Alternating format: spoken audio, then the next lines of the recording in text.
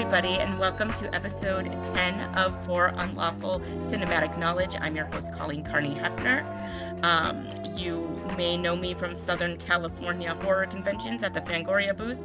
You might know me as the secretary for Dead Right Horror Trivia.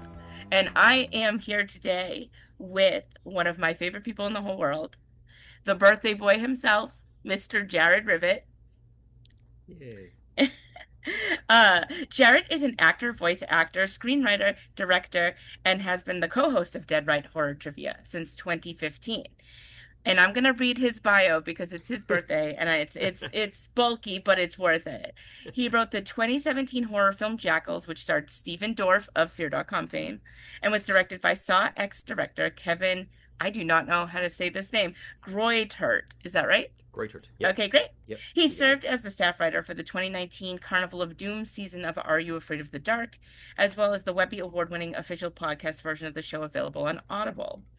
As an actor, Jared has played roles in dozens of projects, from podcast audio dramas and short films to feature films and television.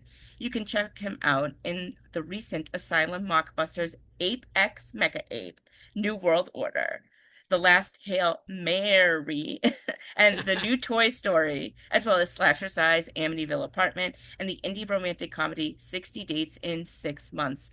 Also, every one of Dustin Meadows' former guests on the show's short films. You pop That's in a right. lot on them. Work with Dustin a lot. I love working with Dustin.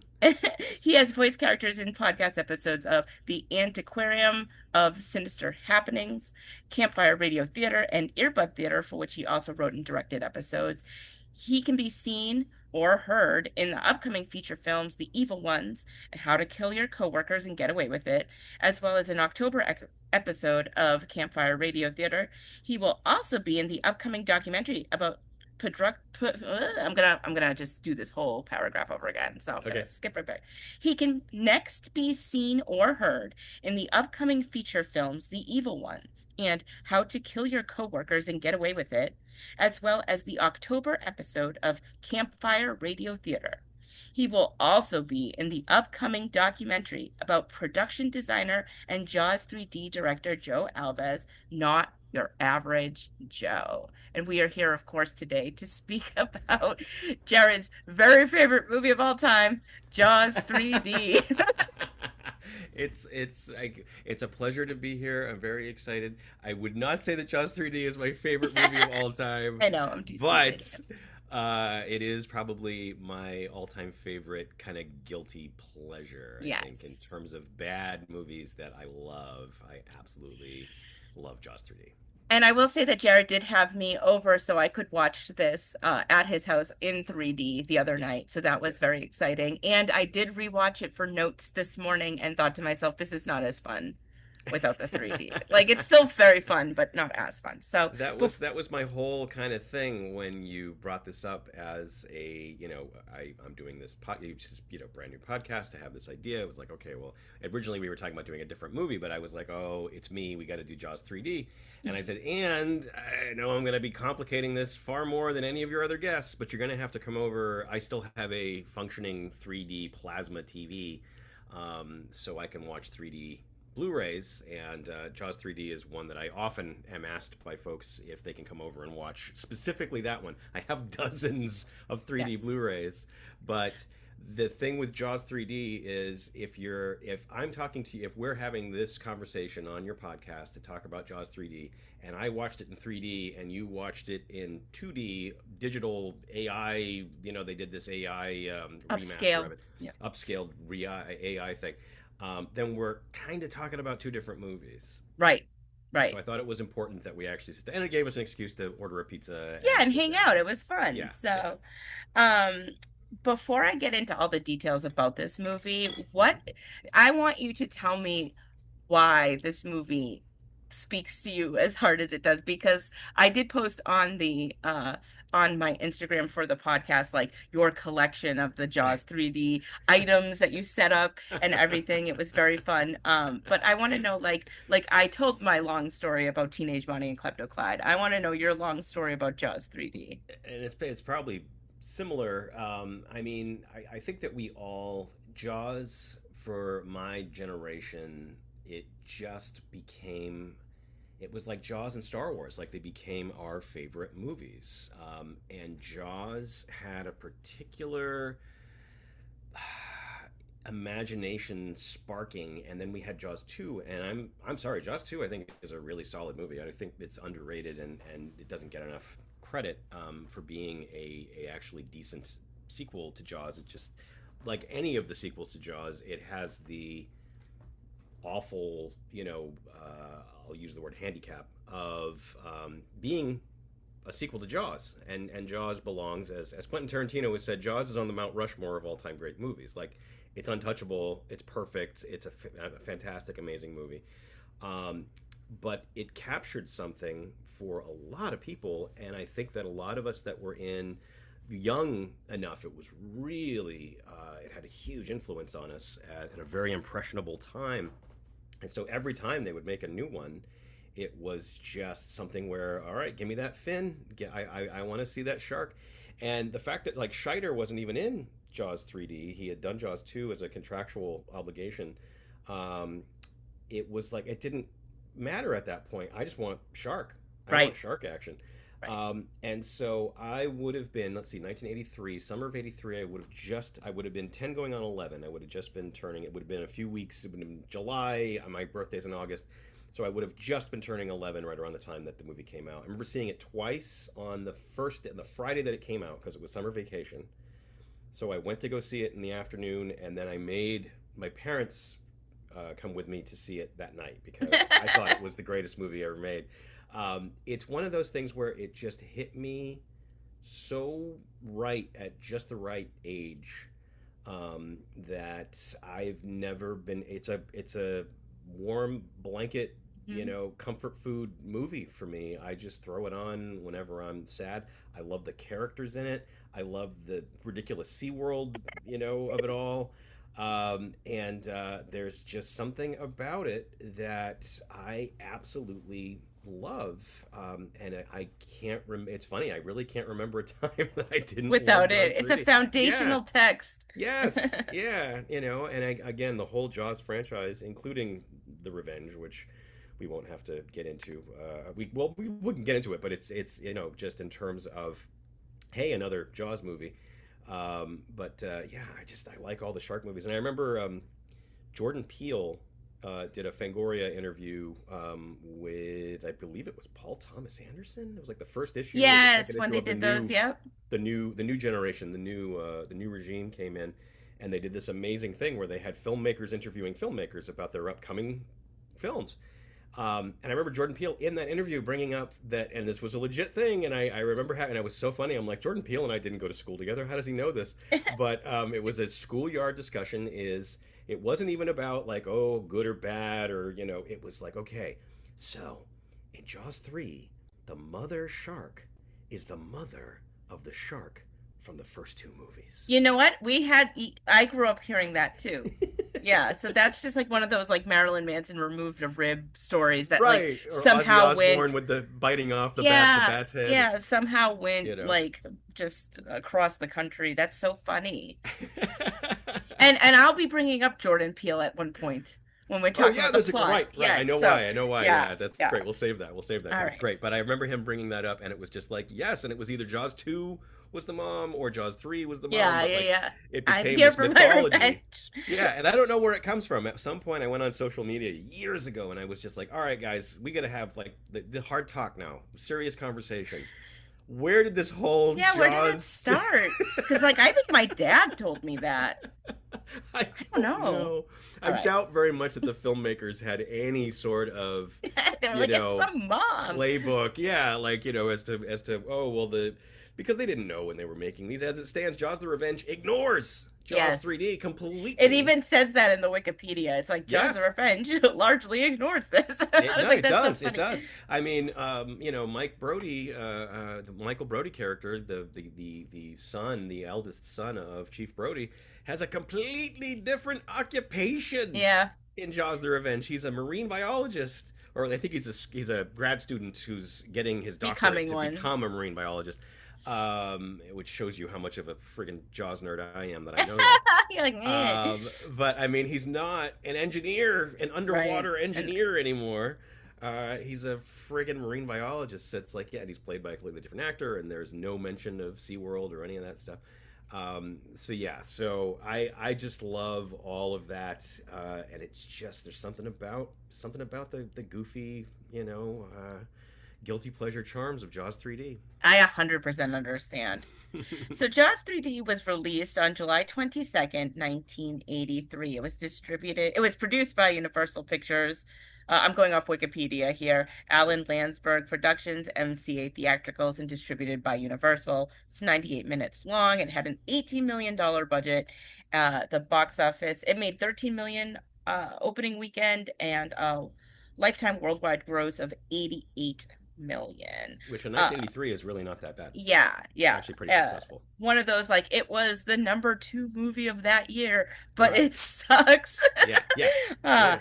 it was directed by Joe Alves, written by Richard Matheson, which is crazy to me, Yes. and Carl Gottlieb. What does it say in the credits? It's like suggested by Suggest. the novel by. Yes, one of the Why does it say weirdest, that? one of the weirdest based on credits that I have ever seen in any movie is Suggested by. suggested by the novel Jaws by Peter Benchley, Incredible. and it's such a weird credit. It's so odd. It Yes, stars Dennis Quaid, a very coked out Dennis Quaid. coked out of his mind. Bess Armstrong, you may know her as the mom from My So-Called Life, which was That's right. what I was trying to place her as the whole time. That's right. Leah Thompson's first movie. Simon, I do not, what is this? McCorkindale? McCorkindale. Ugh. Yes, Simon And McCork. Louis Manimal. Gossett and Louis Gossett Jr. Yes. Of JD's Revenge fame, Yes. Who and had of just course, won the Oscar for An Officer and a Gentleman. yes. So Like, real, he had he's like, literally like, I'm gonna coast for a yes. little bit. Yeah. So Well, it's no, interesting. he's We so got fun into in this. this. We got into this the other night, and I actually didn't finish the thought, and I realized I didn't finish the thought. But so Lou Gossett Jr. won Best Supporting Actor for Officer and Gentleman, and either immediately signed on to Jaws 3 or had already signed on to Jaws 3. I'm not sure which. And then on Jaws: The Revenge, Michael Caine won Best Supporting Actor for Hannah and Her Sisters, Oh, and weird. could not be at the ceremony to get his Oscar because he was shooting Jaws: The Revenge. Oh my God, can you imagine? That's so crazy. Oh my God. Okay. Reception was largely negative for this movie. Yes. I loved this bit the most. Gene Siskel called the scene where the shark breaks into the aquarium glass the worst effect of the film. And I know I don't use the visuals, but I do have that shark just Yes. making way towards them as my background for Zoom. It is Uh, long held. If you go online, it is long held in high esteem as one of the worst special effects shots in a studio made movie it in the history of cinema. It is right out of like Birdemic, which is this is Yes. the second show in a row I mentioned Birdemic, which is weird, but like it is right out of like like a Mystery Science Theater. Yeah. It's shockingly bad for a movie that is otherwise like doesn't really look all that bad. Right. Like all Right. the SeaWorld stuff is very colorful, everybody looks Yes. great, everyone's cute. Although I will say the optical effects, the special effects, and I can tell you why this is the case, but the special effects, for the most part, is a lot of blue screen, and actually a lot of the blue screen. I'm saying blue screen to an audience that now says green Green screen screen. for everything, even when it was actually blue screen in the Right. 80s. Jaws 3D was the first. I don't know. I won't say the first because then someone will be like, well, actually, it wasn't I the think we first. have a listenership of like 5, so don't worry about Well, the it. sixth guy is going to be the guy that's going to say, well, actually, but Yeah. it was one of the first big movies to actually use green screen. And I think they chose to go with green screen over blue screen because the majority of the optical effect shots were going to be underwater. And so it was Oh. going to be blue to blue, and that was going to be a problem. And so they Oh, actually that chose to makes do the green sense. screen. Yeah. I don't know, but green screen was not for years still after Jaws 3. green screen was not the industry standard. That was not, blue That's oh, screen. I didn't realize that. Yeah, yeah, really interesting. But Well, it the looks like effect shit. shots, yes, it looks like shit, and the effect, and a lot of the effect shots, we pointed out there's that submersible shot where the camera lingers. It's almost like a Star Trek thing where there's the It's submersible so does this funny. drive by, it does this kind of float by, and as it gets really close to the camera, the nose of the sub Disappears. completely disappears. It optically gets erased. I think because it was reflecting blue. I Yeah, think because probably. what I mean. It became was that weird thing that you could make a mistake with blue screen, where suddenly objects would become transparent. Yep. Yep. And so yeah, yeah. That So was they. when I was watching it this morning, that was where Fritz came in and he was like, "Oh man." Really, like what else can you say? Anyway, okay. So we're gonna just go like every other episode, we're gonna go plot Yeah, by plot and just feel free to I was yeah. like having had Jared on a podcast before, he was on the Twin Peaks Logcast a while back. I was like, I might just let him talk Oh the man, whole no, time. no But we're man, gonna because I, go, and if you have something great to say, you say it and you could just I, go. I ramble is what you This need is to rein me in because yeah. Well, it's your especially it's with but Jaws 3D, forget it. Like I could talk for hours. They had me on this, so I'm participating in a documentary about right. the life of Joe Alves, who directed this film. It's his only feature directing credit. And I just went and went and went, and they were like, "Okay, we got other people coming in here. We Yeah. need to You're like like, this no, is you great." don't. Not They're like, "No." anymore. But yeah, I mean, they had me come in because they knew a good friend of mine is Charlie De La Zarica, who is a behind the scenes. Well, he's a filmmaker and a screenwriter, and he's amazing. And I've known him for 30 years, I think, at this point. But because of his status, and he was in Martha's Vineyard for the 50th anniversary of Jaws. I wish I Um, was there. yeah, no, I didn't get to go either. But the guys doing the documentary were there with Joe Alves they're just filming him and doing interviews and stuff like that. And they got a bunch of people. But they said to Charlie, like, "Hey, do you want to talk about Jaws 3D?" And he's like, "Oh, you don't want to hear what I think of Jaws 3D for Joe's documentary. I'm not a fan of it, but I But happen have you to ever know heard? someone who is one of the world's biggest Jaws 3D fans, and so the next thing I know, they were out here. They came out here to do interviews with people. I don't know when it's coming out. I'm not sure. I I'll have did to keep this an eye months out. ago, but man, oh man, they could not get me to shut up about it. And they were jet lagged, and I saw them at one point kind of like nodding off, like they were like so You're tired. like, I've got Yeah. this. Just make sure the camera's running. It's fine. You can go get some lunch if you want. I will say too, adding a little bit of salt to the wound is both Yes. Jared and myself are from Massachusetts, so Yes. so Yes. not being able to get to Jaws for the 50th anniversary was very upsetting You for know what, and that's an interesting place to kind of start because I grew up in New Bedford, Massachusetts, and New Bedford has a regular kind of hourly ferry that goes to Martha's Vineyard, and it's really only like a 35-minute boat ride, maybe even less. And my town kind of looks like Martha's Vineyard, and like we could just take a boat and hop over there and yeah, get lunch and then come back. Like it really was. sleepy seaside towns. Yeah, and Oh, they're my so favorite. because I was raised in the 70s, like, and Jaws was so huge, I felt a really special, I think a lot of people feel a really special connection with Jaws, but I Yeah, felt an especially special connection with Jaws because it was so geographically, it's like, oh, Hollywood movies, they're shot in Hollywood, so like that feels like a distancing thing. That feels like right. something Yeah, that I can't you can't wrap your necessarily. head around it as a kid, No, really. but Jaws, Yeah. it's like, oh, I know where that is, and this looks like everything around me. I grew up in a fishing community, near there. Quint was like a regular character that I would, Right. Like, pass I on know the that street guy. where I grew up. Exactly. And so I always had that special connection with it. And Jaws and Jaws 2 were both filmed there. Jaws 2, they shot the land stuff in Martha's Vineyard, but because they had learned the lessons about the ocean and not to film in the ocean, the Atlantic up in that part of Right. the East Coast, they did all of the water stuff and the shark stuff in Florida, and so the Florida, and that Oh, was Joe I don't know Alves' if I knew decision. that. Yeah, Joe Alves. So all the Oh, stuff on the water in Jaws 2 is Florida, and there's a lot of beach stuff that actually is Florida. And that was a decision made to make it easier on production, and that led into I think, honestly, it seems like Joe Alves, who was the production designer on Jaws and was the production designer and the second unit director, he shot all the shark unit. He shot all the shark footage of Jaws 2.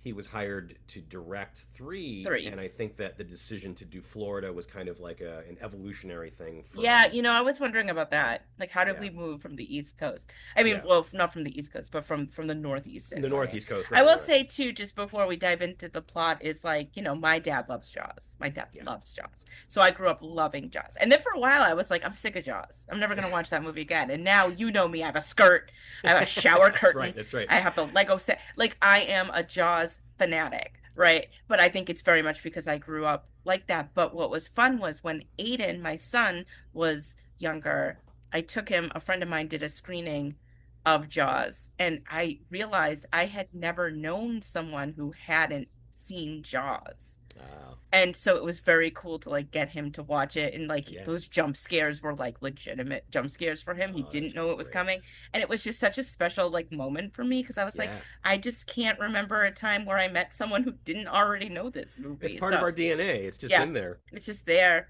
All you right. know. So we're gonna start. So this movie opens in the best way possible. It opens under the sea. Yes. And we have the coral and the fish. And we have this big fish. And I don't know what type of fish this is, but it's the same fish in Ted in the aquarium that they go, that they go, Think of I married the wrong woman and now I live a life of regret. And that's all I could think of. And I almost said it to you and Rosie when we were watching it. And I was like, you know what? They're not going to understand that. So I'm not going to say it. no, I would not know a Ted reference in a Yeah. Jaws movie, but I Well, love they're it. at the New England Aquarium, so that's why I Yes. remember it. So like they're just floating around, and of course, this fish gets eaten, and we have a blast of his head coming towards us, blood, and it's like Jaws 3D. And that's how the movie opens. It's so fun. it's it's fantastic. It's an Yes. amazing opening, and yeah, and then the title bites the audience. The title swims up, Like, oh, it's swims up so and good. chomps. Okay. So then we segue over to SeaWorld. That's where our movie starts. And Right. here's the thing. This is SeaWorld. Yes. This is the SeaWorld. And I Yes. was like, but I don't understand because Yes. this movie does not frame SeaWorld in a very nice way at all. No. But they were like, yeah, okay. Yeah. Yeah. And No, then it's but fascinating. then they were mad about it. Is that what happened? So okay, the SeaWorld thing, and I'm not sure. I always it's so many stories and so many online things, but either Joe Alves or Richard Matheson went to SeaWorld, and it was I don't know if it was a vacation or if it was research, but there was I believe they may have already had that shark encounter thing where you walk through the tube and the sharks are kind of floating around you. It's not it's a hallway. It's not an entire underwater habitat, but it's like Okay. at the bottom of a shark, tank. Yeah, like a tank. Yeah. But they had a 3D movie that was like the Shark Encounter or something, and it was something you went into a dark room and put on 3D glasses, and it was this 3D shark thing. And when they came out, they were all like Jaws 3D We got because they were it. they were already working on Jaws 3, and they'd already hired a couple of people to come up with concepts, but none of it was clicking. And it was somebody, it was like I said, it was either Richard Matheson or it was Joe Alves going to SeaWorld and being like, all right, this is it. This is what it is. It's a shark getting into this place. It's a shark getting Right. into Jaws shark, giant Jaws shark getting into this area. And so they made a deal with SeaWorld. It's And crazy to me. yeah, and SeaWorld is fully branded. Like they're It is not like they filmed it at SeaWorld and it's called like yeah, Ocean Land. It is yeah. fucking SeaWorld. No, it's SeaWorld. It's Their SeaWorld. weird orca mascot is walking around at one point. That hideous uh, uh, underwater The pavilion. submersible. Yeah. The Oh, submersible. the The submersible. submersible has the SeaWorld Yeah. logo on the side of it. So the little models have the SeaWorld. Everything has the SeaWorld Yeah. logo You stamped on it. cannot escape the fact that we are at SeaWorld right now. Yeah. No, and so there was a Universal made a deal with them, and SeaWorld's whole thing is like, all right, you have access to our facilities, and some of the trainers are actually in the movie. You might remember Bess Armstrong's character. I had such a Yes. crush on Bess Armstrong from this movie, by the way. Bess Armstrong's character has two kind of assistants that Yeah. are always kind of floating around the periphery of the movie. One of them's voice changes 3 or 4 times, like he's got a different voice I depending on which noticed scene he's that. in. But those two people were actual dolphin SeaWorld. and whale trainers that I were was SeaWorld wondering employees. Yeah. because, and I kind of assumed because like they're doing stuff with these dolphins, which we'll get Yep. to in a second. And I was like, that's clearly some like Bess Armstrong is not a dolphin trainer. Right. Like, Right. so anyway, Right. so we open up and there's these skiers doing like these ski moves, like where they have the pyramids and all this and that. They're Hmm. skiing, they're practicing, and the shark is following them. We don't really see it, but Yes. the point of the view is shark following into the like lagoon area through a gate. The gate Right. is open. Right, because they Um, established something that isn't true about SeaWorld. It's a kind of sci-fi fictional thing that the movie posits, which is that landlocked SeaWorld in Orlando is somehow attached to. There is there's a lagoon in SeaWorld for all of the attractions and stuff, but the lagoon has a access yeah, to the Atlantic Ocean. yeah, the greater ocean. Yeah, Yeah, and they've got this gate that just a lets gate things for the in sea in for the the mighty ocean. I guess for the water skiers to get in and out. I don't Yeah. know. It doesn't really make a whole It, lot of well, it's sense. it's. I was trying to kind of like pay attention to like the logistics of this Yeah. stuff because you have Leah Thompson in a minute being like, "I love the lagoon," and I'm like, "But I don't understand. Like, how big is this lagoon?" But we can Right. talk about that as we go. Yes. So, Yes. so then we segue over to the SeaWorld like representative training. The big thing is like the SeaWorld's opening, right? Right. Like they're Right. they're opening, and there's this bitch. She's in the movie for 4 seconds. I fucking love her. She's this bitchy like trainer, and she's like, "Okay, ladies, listen up. If your shorts get any shorter, you're fucking out. One Right. cheek, Right. and you're Back flinging." shoveling Yeah, French fries. yeah. And then she goes like, "Okay, welcome to," and they're all repeating. I love her. I wish Yeah, she she's was great. in it more. I know. I Um, know. That's her only scene in the movie, and she's she's fantastic. fantastic. Yeah. It's preview week, so basically they're Yes. gonna open this up to family and friends, Right. media, stuff like that. They're previewing their grand Right. opening. Which has a really familiar Michael Crichton Jurassic Park Yes. kind of thing to it, Hmm. which I Which I always find really interesting in respect to Spielberg and in respect to, Jaws 3D's place in Spielberg hates Jaws 3D. Spielberg hates all the Jaws sequels. But the fact that like Jurassic live a Park and little, Jurassic World, Steve. the Jurassic World Jurassic World is flat out Jaws 3D with dinosaurs.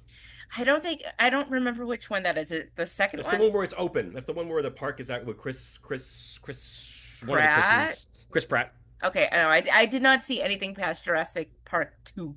Well, it's there is I know there's like a some hundred of them. yeah there are a whole bunch, but I think there's 7 of them right now. No, thank you. But Not in my overall, world. like yeah, but Jurassic World, there is literally there's a shark in a tank in one of the attractions that gets eaten by a dinosaur. And Aw, Steve. a lot of Jaws hardcores were like, oh, they're making a joke about Jaws Yeah. 3D and how this is going to kick Jaws 3D's ass, but it's very interesting. But it's very Jurassic Park, very proto Jurassic Yeah, Park, yeah. very It's like we're gonna proto. open. Like Yes, we're gonna see. There's like press.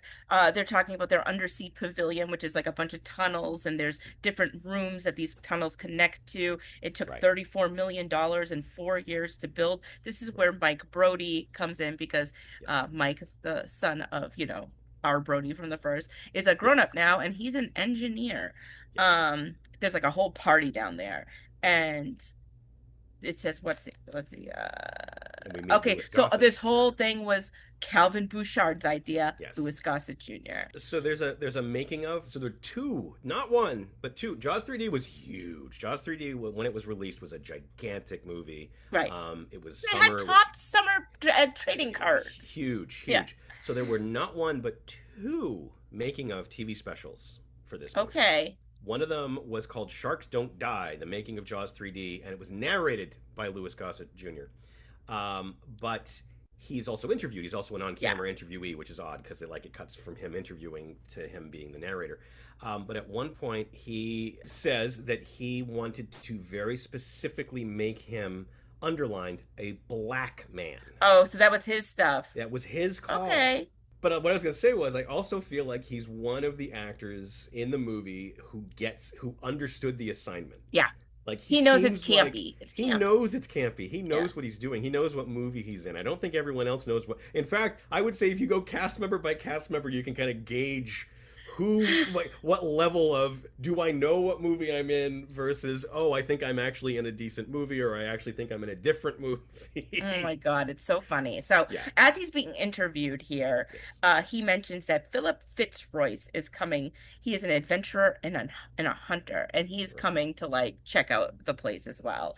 And it's just like, it's like, am I supposed to know who that is? Like, they don't even really like. He doesn't say he's an adventurer or a hunter. He's just like Philip Fitzroy. Okay, Right, but he um, shows up in the hat and the yeah, he you know who he looks like? He looks like the clever girl guy from Jurassic Park. yes, who gets He eaten? looks like he just got Does off a look a lot like safari. he So, came from like a proto Jurassic Park to come to SeaWorld. well, and it's interesting too. Now that we're talking about Louis Gossett and Bouchard, um, Fitzroyce comes off as kind of like the Great White Hunter, and they Yeah. regularly have these weird in on the joke race jokes Yeah. about. There's Yeah, this they're like, thing oh, about the the sharks don't Marines want to be segregated. It's like it is you know, kind of marine odd. Yeah. segregation and it's weird, but they keep making these weird when they're together. There's this like you know, and they and Dennis Quaid's character and Bess Armstrong's character talk about the love affair, the bromance Yeah. that the two of them have been having Yeah, over they're this very much project. like they've had some sort of very intimate Yeah, moments together. It's really odd. but Anyway. he is literally like the British Great White Hunter. You know, it is the he's got the grenades that came from the Yeah, he's like the British like royalty yeah like yeah. their Her military Majesty's ordnance makes them up makes for them me. for It's me. Yeah. what? Okay. Yeah. Um, so here from here we go to Brody, Mike Brody, and they're telling him that this lagoon gate is off the track, and you know there's a bunch of them, and he's like, "Well, it shouldn't be. You should go fix it." And they're like, "Can we get overtime?" And he's like, "No." And that's how we Right. find out he's like the head of all of this. He's like, Yes. "Please go down there and fix the gate." Yes. Yeah. The gate has become dislodged from the track because the shark bumped Gosh, into it yeah, and they're on just its like, he's way like, in. "I checked those coordinates 5 times or Yes. whatever." Yeah. It's Yeah. like, Yeah. well, you didn't check for sharks though, Right. did you?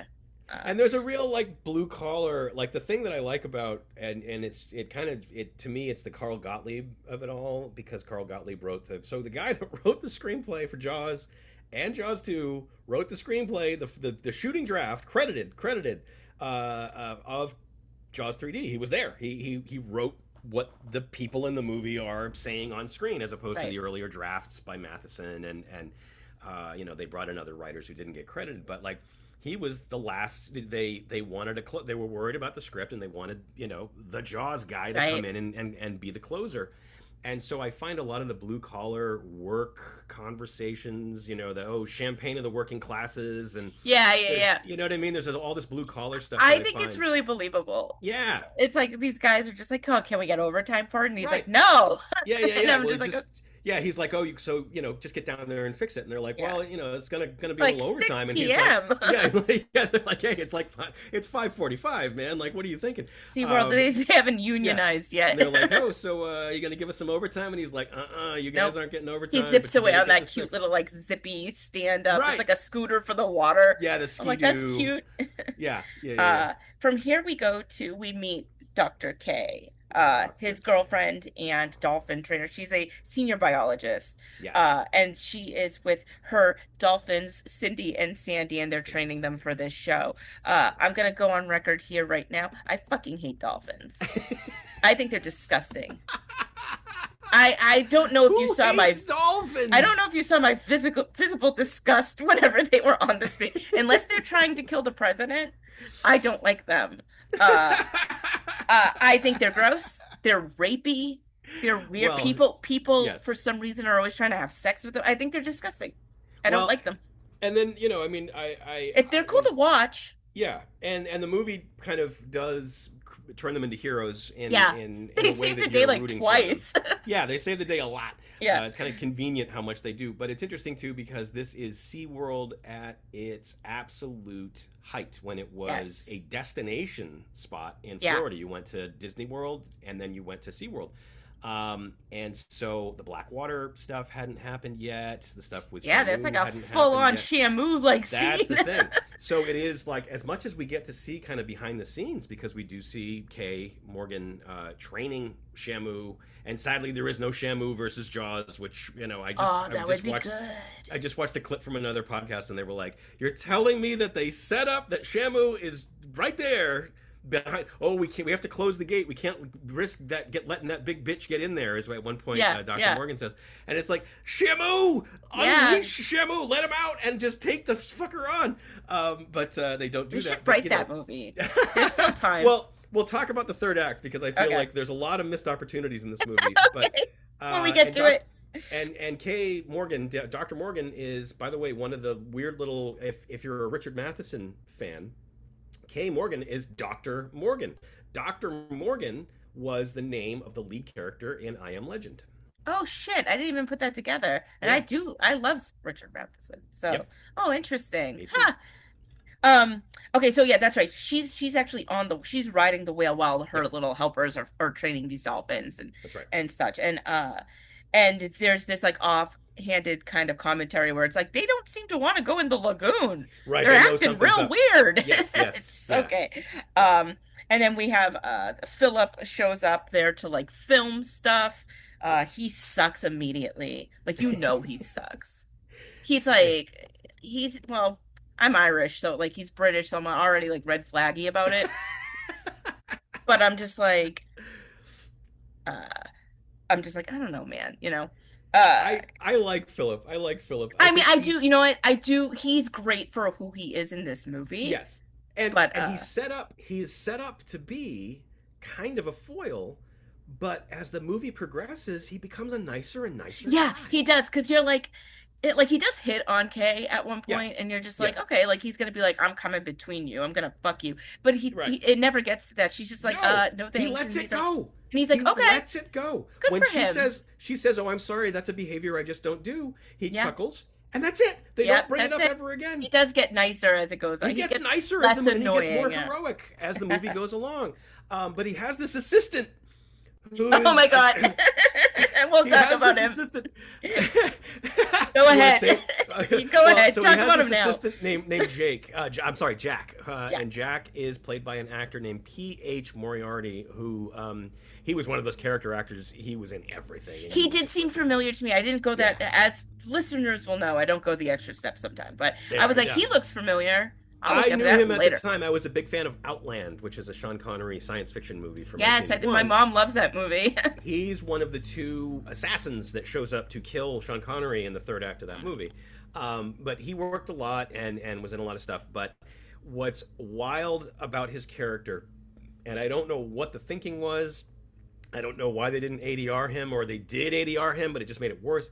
He is incomprehensible. He You is. cannot understand a word he says. Nope. And when we were watching it the other night, I was like, I I gave up. Like I didn't even bother bringing it up. I'm like because I think Rosie had said something like where it was Yes. like clear that the joke here is like we cannot understand him. I'm like, okay, so this Right. isn't just me. No. So I'm No. just There is I'm gonna let that go. I sent you a link this morning before I'm we gonna recorded share it this on the that stories. is fantastic. I don't know how old it is. It's very old. It's a really old clip. But someone did a supercut of P.H. Moriarty's scenes subtitled where they have interpreted what they think he's saying phonetically. So, and Nude I mean, bugs. yeah, nude bugs for the pool of pig, sorceries. And what's great is that in the movie, you almost get the impression that the characters can't understand what he's saying. Sometimes they can, and sometimes they can't. But they are again another bromance. They're these guys that have been, at one point. Jack is kind of worried about them not being able to use grenades against the shark when they are looking for it. And he says, for Christ's sake, Governor. He always calls him Governor. Yeah, For yeah. Christ's sake, Governor, remember Australia. So they've gone. Now, Australia, very famously, their biggest great white sharks in the world Right. swim in the oceans around Australia. So they've gone and they've shot there. They've gone and swam and gotten into shark cages and filmed and had bad experiences. with giant great white sharks before. So these guys have been around the world together.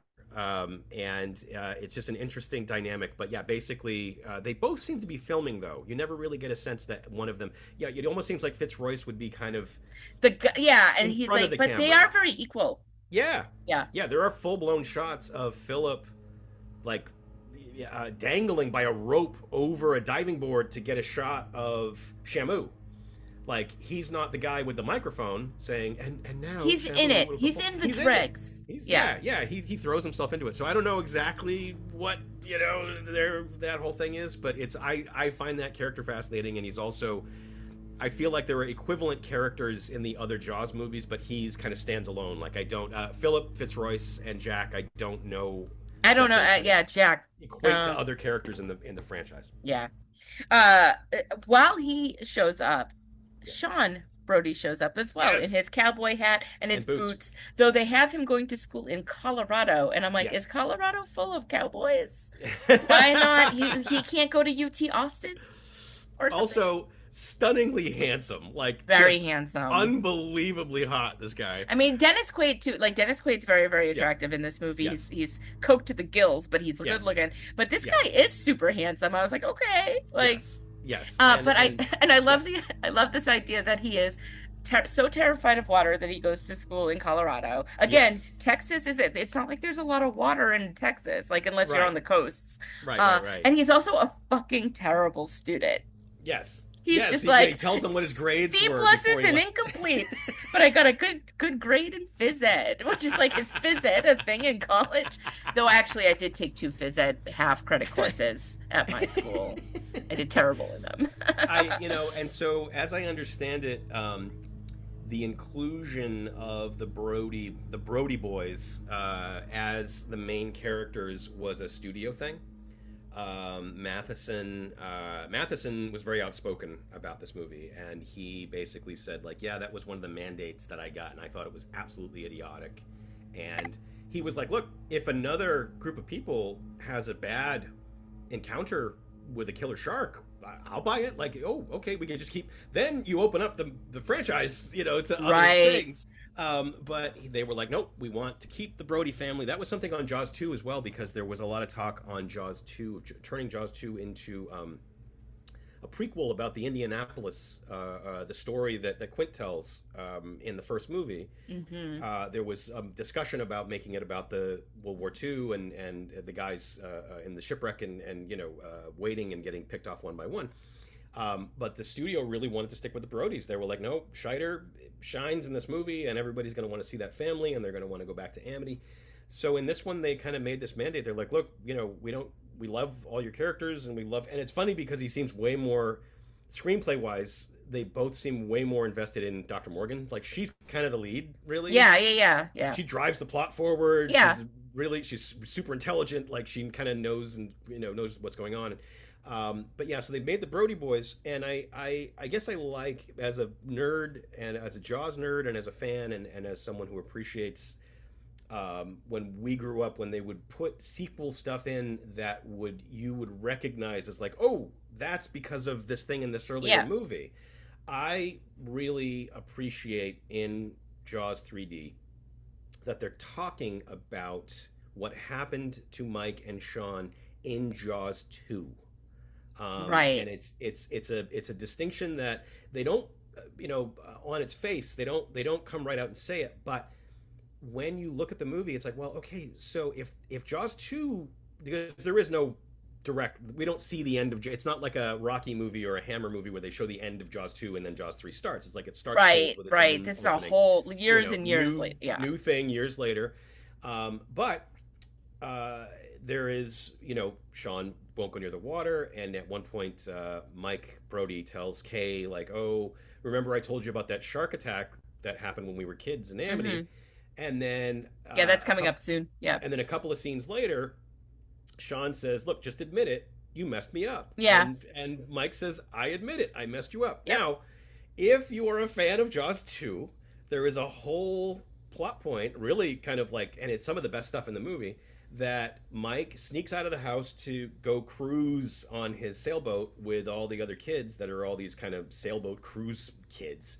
And Sean, young Sean, blackmails him, basically tells him, like, if you don't take me with you, I'm going to tell mom and dad. Like, I'm going to wake them up right now and tell them what you're doing. So he takes him with him. And when the shit comes down in Jaws 2, when things go horribly bad in Jaws 2 and they're on the water and the shark is attacking them, Mike gets taken out really early. Mike bumps his head. He gets a concussion, head wound. And the only boat that's still able to sail takes him back. But Sean is stuck. He's stuck on an Right. overturned boat with the girl that was basically tasked with kind of babysitting him for the sail. And there is a absolute the most there are 3 or 4 nightmare fuel moments in Jaws 2. Like nightmare Jaws 2 is so scary in certain spots that it's almost like if you're too young, it's almost too unbearable. Too much. And the coup de grace, the best one is Sean stuck on a capsized boat while the girl that's been tasked with babysitting him desperately tries to get up onto the capsized boat, and the shark rises from the depths. We had this overhead shot of the shark with its mouth wide open, and it comes and it swallows her whole right in front Ah, of Sean. And there's lots of screaming, and it's like an absolutely terrifying moment. And that is the moment that made the Sean Brody that we get in Jaws yes. 3D. Yeah. The And Colorado Cowboy, Sean Brody. who just barely will, doesn't want to take his boots off to get in the water with Leah Thompson, who is trying to nail him. Like Yeah. she, you Yeah. know, Yeah, just to back up just a tiny bit. So they go to out for drinks. We have this guy Shelby who goes into the water to fix the gate, and while that's happening, Mike and Kay and Sean go out to the local bar for drinks, and this is where Sean notices Kelly Ann amongst the yes, crowd playing some, I forget what the game is called, but standoff. standoff where they basically push each other, and this Yes, is how he meets her, and they take a liking to each other very, very quickly. yes, they do. While these things are happening, uh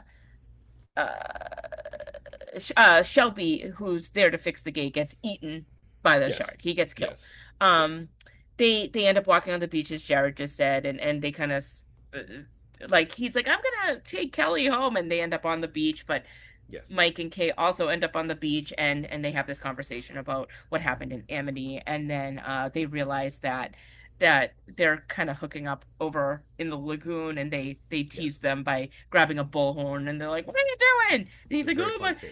It's very fun because he goes into the water. He's afraid of the water, but he goes in to get the girl, which of course, like who wouldn't? Right.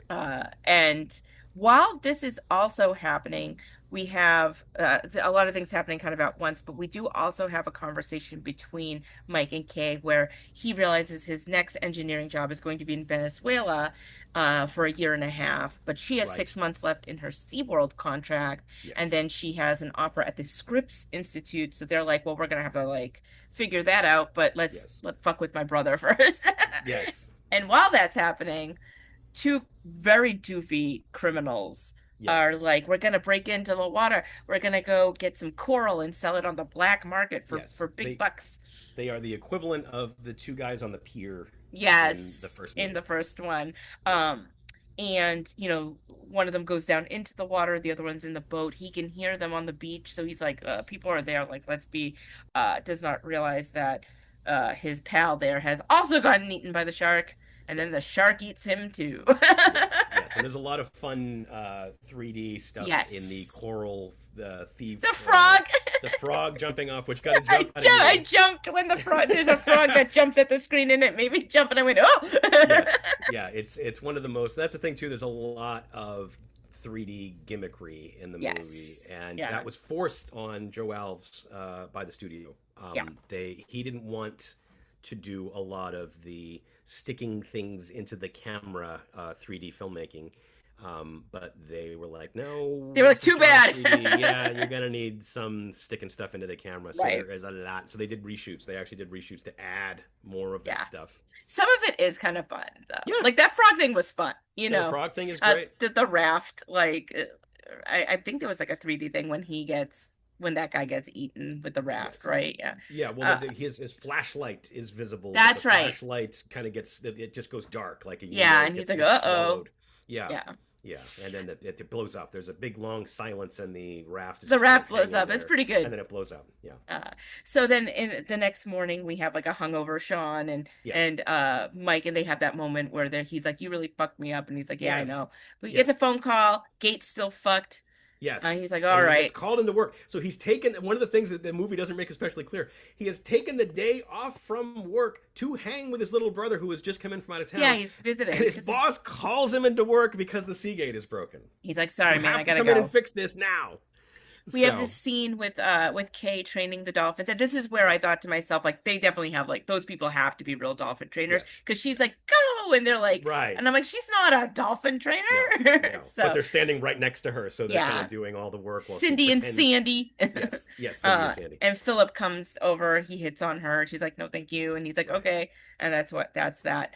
Right. Um, I didn't mention this, but while we were at the bar, this waitress who is Shelby's on again, off again, or Right. very put out girlfriend is Yes. like, "I fucking hate that bitch." Right.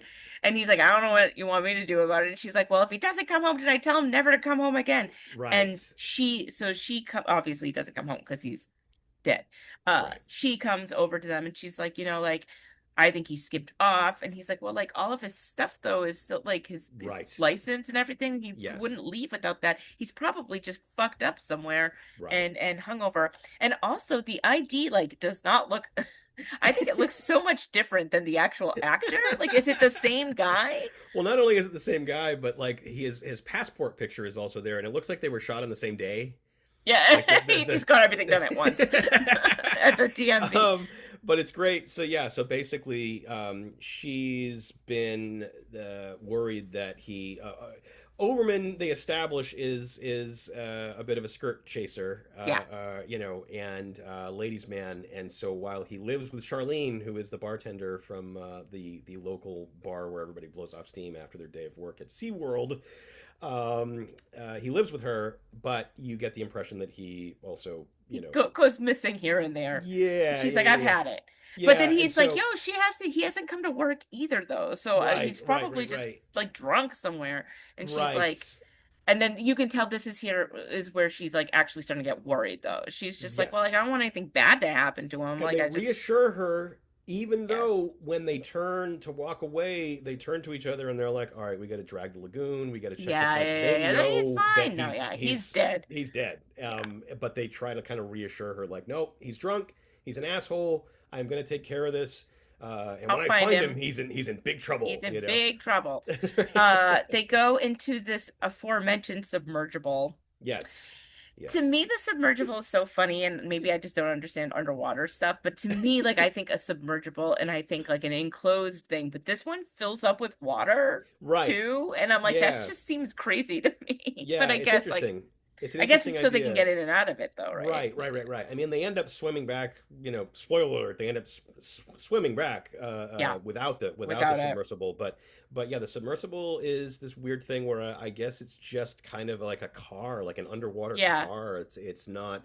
You can get it's in and not out of quite a it. sub. You can get in and Yeah. out of it. And they They're also allow them, at one point, they have the kind of scuba mask that has like a microphone in it and they're yeah, talking they to can each talk to other. each other. Yeah, But then when they switch over to what they call bottles. They just have these bottles hanging. They don't have tanks. They have these mouth breathing, this yeah. mouth breathing apparatus Mm-mm. that they use when they go into the shipwreck to look for Overman. Yeah. Here's And the thing. yeah, I wouldn't do any of that. yeah, yes, No. And I love the ocean. I'm not somebody who's like, "Ooh, the ocean's gross." Like, I fucking love the ocean, but I would well, not be. but don't forget, they at that point in the movie have no reason to believe that there is a 35-foot Yeah, carcharodon carcarius, apex predator in yeah. the facility. They are still in control of, this is the Jurassic Park thing. Mm-mm. They're fully in control of that environment. No, thank you. Um, so they do not know that, but they go into the shipwreck and wackiness ensues. It's not great. No. So this is where these very, very bad special effects are happening. They're Oh talking to yeah. like the control center. It's awful. Yes. It looks so bad. It Yes. is so funny. Yes. There's a like shipwreck sort of thing under Right. there. Right. The Spanish galleon. galleon. Is that Yes, how and you it's say and it? it's Yeah. fake. It's there Yeah, it's as a theirs. prop. It's And there for and them to there's see. this amazing moment because there's this, a pirate skeleton down there, and she's like, Yes, "Oh, oh." yes, For a second, I thought, yes, and the yes. way she says it is so funny. Like And even if again, you brought it, like, it you only just works as an edit. Like it yeah, only works the quick cut to the skeleton who's yeah, like a a pirate like a hat. beanie. Yeah, yeah, Yeah, yeah, oh, yeah, yeah. yeah, yeah. It's like, oh, well, it only works as a jump cut with a sting, with a soundtrack sting as a scare. But the fact that they're in a submersible and they're literally like traveling from A to B, and she jumps, she's scared, she's startled by it, and it's like, well, yeah, but this only works as a movie thing. This only works Yeah. as an edit. And it lingers on the Yes. skeleton's hand Yes. so that you can understand that this is a 3D movie. Like Yes. it Yes. lingers way longer than it has to. It's very, Nothing very funny. nothing that can get close to the camera will not get close to the camera for any less than Yeah. 10 seconds. Yeah. Like everything that can get as close as possible to the lens without bumping into it will do so for as long as possible. Uh Yes. so while they're down there, the dolphins are swimming about them, and it's like very clear they're literally opening their mouths They're and telling close. them to get the They're fuck out of telling them there. like go away, and they're Yes. like, oh, that's weird. And then this is where a shark attacks them. Yes. The dolphins actually help them get to safety. They're like swimming around, Yes. and then like they hold on to them to like drag them and stuff, and they come up, and they're just like, there's a fucking shark down there. Yes. So this is where Calvin is told about the shark, and they kind of confer as to what to do. Philip wants to kill it on camera, which to Right. me, and he's like, think about the publicity. I'm like, yeah, think about the bad publicity. Like Right. again, you're SeaWorld. Right. You're supposed to be like Right. the Right. thing Right. that like you're not just a normal dude on the beach who's like, shit, we gotta kill that thing. You're like your whole staff is like like marine experts.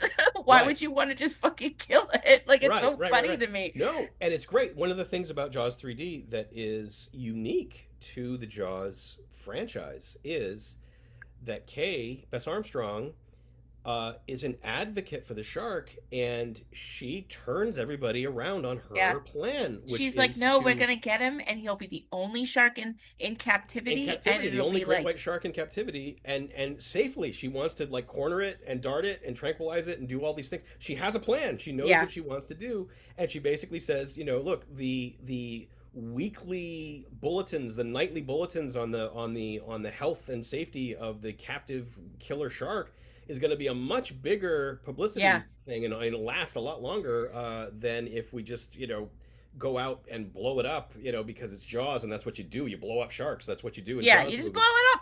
Just blow it But up. in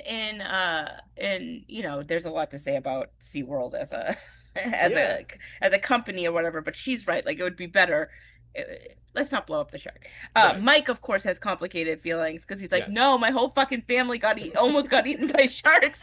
Like it's like the one fucking thing. Yes. No, right? With the But epic armpit stain oh my God, in that it scene. was so realistic. He's got like he is pouring sweat from his armpits, and I was like, you don't see that ever in a movie. I He might loved be that. sweating his own sweat in that movie. As someone with a sordid history of uh the cocaine, I will say that most likely yes, he's probably just it's just coke sweat. But you just never see that in a movie. I thought No. that was great. Yes, but Yeah, he he's probably brings his up heart dad. was hammering in his Yes. chest. He brings up his dad. He brings up, says, that my family has had many Yeah, experiences with sharks and that they're yeah. murderers. Yeah, They they're must be murderers. destroyed.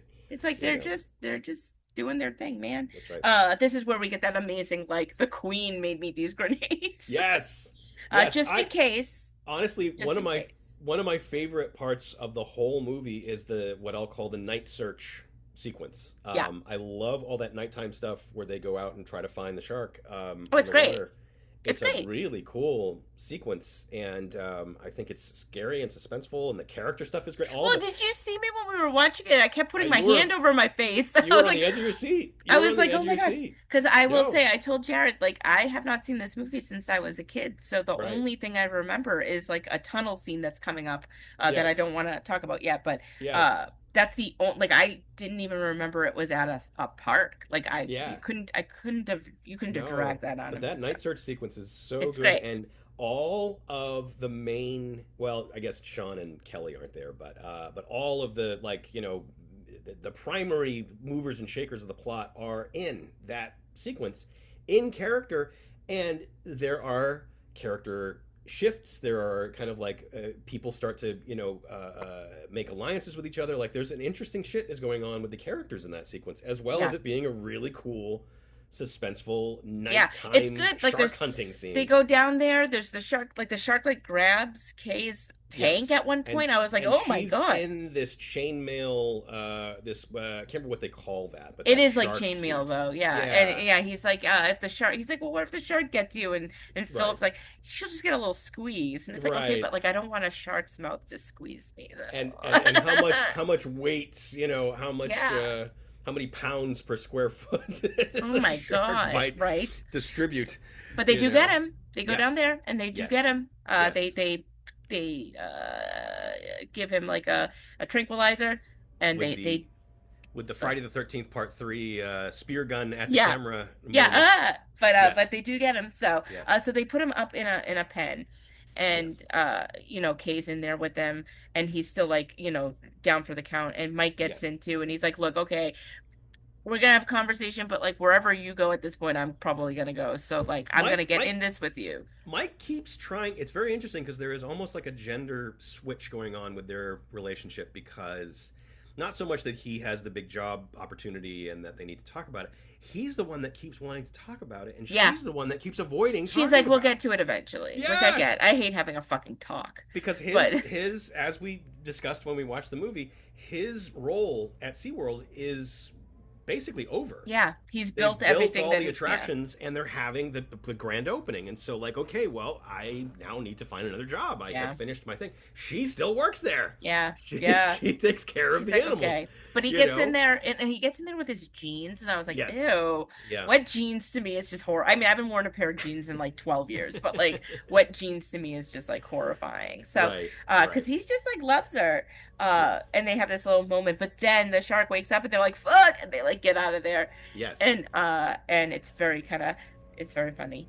And Um, what follows is basically a 2-minute commercial yes. for I SeaWorld. wrote extended SeaWorld commercial is my next thing. And it keeps kind of like cut it like it's a long thing, but then it cuts, but then it goes back. Yes, It was yes, very funny. So we have this yes, like SeaWorld commercial where they're like, yes, come experience the magic. yes, Um, yes. while this is happening, they have a conversation about how if Overman was killed, his body should have washed up by now. So Mike is wrong about this twice, because they bring it up a couple times that there is this giant filtration pipe, Yeah. this big piece of equipment that basically looks like some sort of a almost like a launch. Like if it was a Yeah. James Bond movie, it would be where the submarines would go in and out. It's this Yes, yeah. huge, big industrial thing. And he keeps saying there can't be anything in there because it pushes millions of Yeah. gallons of seawater into the park the other way. So it's literally creating a current that is going the opposite direction. So there can't be anything in Yeah, there. his body would have showed up. His And then this body is where wouldn't be in there. Calvin wants to put the shark in Yes, captivity and wants to yes, put it like on display for everybody. And yes, also is like, if he fucking shows up, fire him. yes, And yes. he's like, well, he's a good guy. He's like, yeah, he's not at work. No, Right. he's And not. I would like to point out that there is a mistake in that scene, because Mike Brody, Dennis Quaid, at one point he is telling Mike has an assistant who's kind of floating around the periphery too. I don't think he's a SeaWorld employee. He seems like an actor. He's actually delivers a pretty decent performance. But they're at that model. They're at the model of the Hmm. of the undersea kingdom, and he says, "Okay, so Kay and I were here when the sharks hit us." Oh, did he say sharks? He slips and says sharks, And and they I don't know didn't catch why. it. I don't know how nobody caught that, and I don't know why, because we don't know. Maybe everybody else was on cocaine as well. Well, he definitely They're was. like, whatever. But sharks plural, and we don't Mhm. know anything about plural sharks at this point. Right, right, right. This is just the one shark they have. Yes, but he This says is sharks. very cool moment with people going through the underwater tunnels that are Yes, big 40 feet 3D below, and there's a 3D lot of showcase. 3D. Yes, It's like, oh, an eel. Oh, yes, an octopus tentacle. yes, It's just yes. like for 25 seconds. Right, right, Uh, right, right. Right. It's very, But it's very yeah, it's those fun. three girls that we follow for a while. It's Yeah, like almost like a slasher movie in that way because every now and then we just kind of like meet characters that they don't give names, they don't really have personalities. They just kind of like, oh, now we're in this movie doing a thing, and it's like they just follow these three girls around for quite a while. for a while. Uh, This is where they have Mike and Kay have a moment where they talk. We have to have a serious convo. Mike gets called yes. over the intercom. Kay, at when he leaves, Kay hears, "Oh, come see the shark in Pen 6." And she's like, "What the fuck? What are you talking Right. about?" Because the shark is Right. not. Uh, Right. and then she runs over there. There's all these people looking at it. The shark is clearly dying, and then it Right. fucking dies in front of like a bunch of 8-year olds. It dies in front of a bunch of 8-year-olds. She jumps into the Yeah, fucking water fully clothed to save that thing. Like yeah. she puts. I mean, it's heartbreaking. And It's really sad. when it dies, it is so sad, and a baby starts to A baby cry. starts crying. I think that that's so funny. It's so amazing. It's like this is how many buttons can we push? The sad music kicks in. Oh, he like tips Um, upside down. She's like, it no, no, tips. no, no, no. Yeah, It's yeah. really sad. It's so And you heartbreaking. know who else sells it here Who? is the assistant guy Yes, in the thing. yes. He looks genuinely upset. He's given a great Yeah, performance in that he's scene. great. He's like I said, it's weird because that guy, Danny, is the character name. I don't know what the actor's name is, but Danny is the character name. And Danny, at different points in the movie, he's ADR. He's got either a really deep, Yeah, it's game weird. show sounding voice, and then there's one point when he's in the behind the scenes tank where they're trying to revive the shark, Yeah, and yeah, it wakes up. There's a jump scare. It wakes up. They jump out of the thing to get away from it. yeah. And he comes over, and suddenly he is this high pitched Southern man. Didn't that shark give you any signs? Yeah, And yeah, it's like, yeah, yeah. It's what? very Like strange. every conversation they've had with him, he's had this really I'd great love to know the radio story behind what is baritone. happening I with don't know, Danny. but he is so strong in that scene. When that shark dies, man, I went to a screening of this. It was very funny. I went to a screening of this in 3D years and years and years ago. It might have been at the New Art. They had like a 3D festival, and they had to put a screen in front of the screen. There are a lot of theaters were not equipped.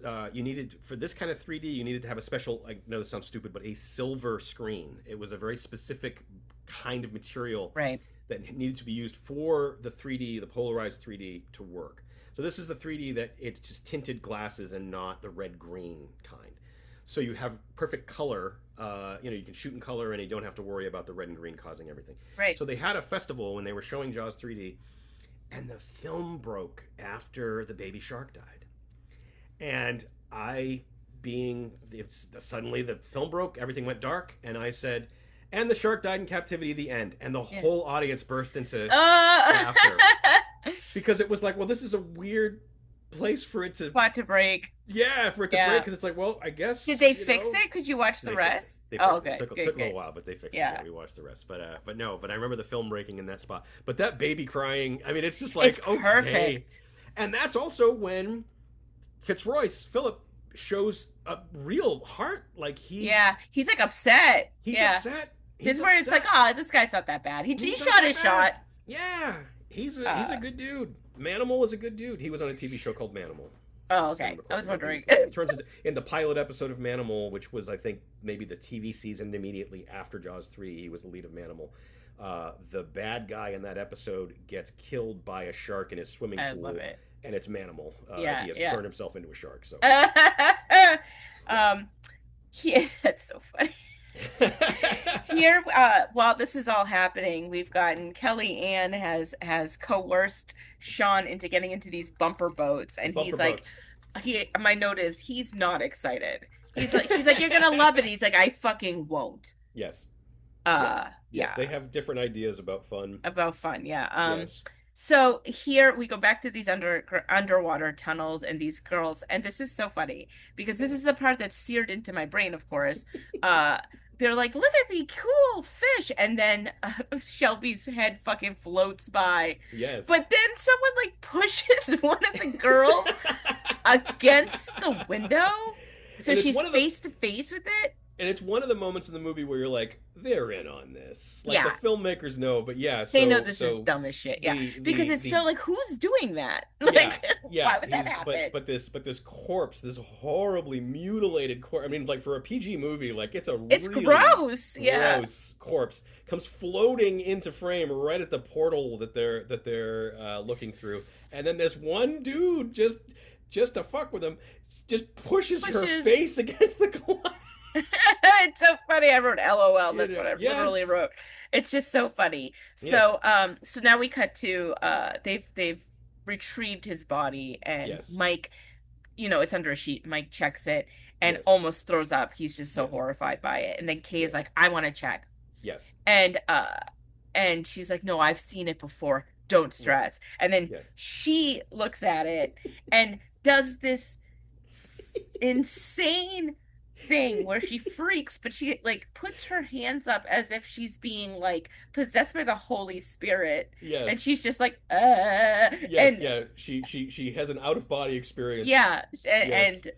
so they rush over. There's a Uh, reason that we find out that there's a reason there's for a the stupid reason hand for it, gesture, but but in it's the so moment, jarring. it's so jarring and Yeah. funny that the raised hands thing is really weird and funny. So We find out later it's because of she has sense enough to use her hands to figure out how big the bite radius right, is. right. But at the time, it just looks like she's like Right. testifying over this Yes. body or something. Right. Uh, Calvin is told by his nephew that that the filtration is acting like wonky. Uh-oh. Uh and all these like large sharks are swimming by. They're down in the The Neptune the room. Neptune Lounge. The I couldn't undersea bar restaurant. It's very swinger-ish. I feel Yes. like it's where you go at SeaWorld to like fuck someone else's wife. Like to me, it just had like a swinger vibe to me in a way that like It's it didn't also quite fit for the movie, in my I opinion. will say, and I had this big conversation with you the other night about disaster movies and Jaws 3D and the Jaws franchise in general and disaster movies. And we can get into that, but the Neptune Room to me feels like pure Irwin Allen disaster movie Yeah, trope. Like it feels, and it does. It totally feels like that room. But there's yeah, always those kind of sexy rooms in the yeah. It's disaster like what's movies. happening here? They're just drinking. They're like, have a seat, have a Yeah, drink, while but it's Mike and Kay are basically like trying to tell them like, yeah, with his pit stains. yeah, But basically, it's an underwater restaurant bar that is in the middle of the shark encounter, and right. so they have used this bubble screen to keep all the sharks in that area. They don't wander out into the other parts of the Right, park. right. So they're just swimming by So it's this lazily. gorgeous. You can sit and get It is, wasted it's and cool, but I watch wouldn't go. sharks the whole time. I would Right, not do that. Much right, like a right. hot air balloon. I'm sure it's great, but I would not go in one. So, Kay and Mike, they push in and they tell them that they're like, there's got to be another shark because Right. our shark had baby teeth. Our Yes. shark's mouth was like tiny. This is like a 35-foot long shark bite. Like this Right. is an insanely big shark. Yes. So this is what I gather is probably one of your favorite parts. It is. It's absolutely because well, this. I mean, the scene itself is great, but the scene has two, not one, but two amazing pieces of dialogue in it. So the Yes. first is that Kay explains that what is now loose in the park is the mother of the baby shark that they captured. Right. And this is the point in the movie when the audience goes, "Oh fuck." Yeah. But Calvin responds with, "So we're talking about some damn shark's mother?"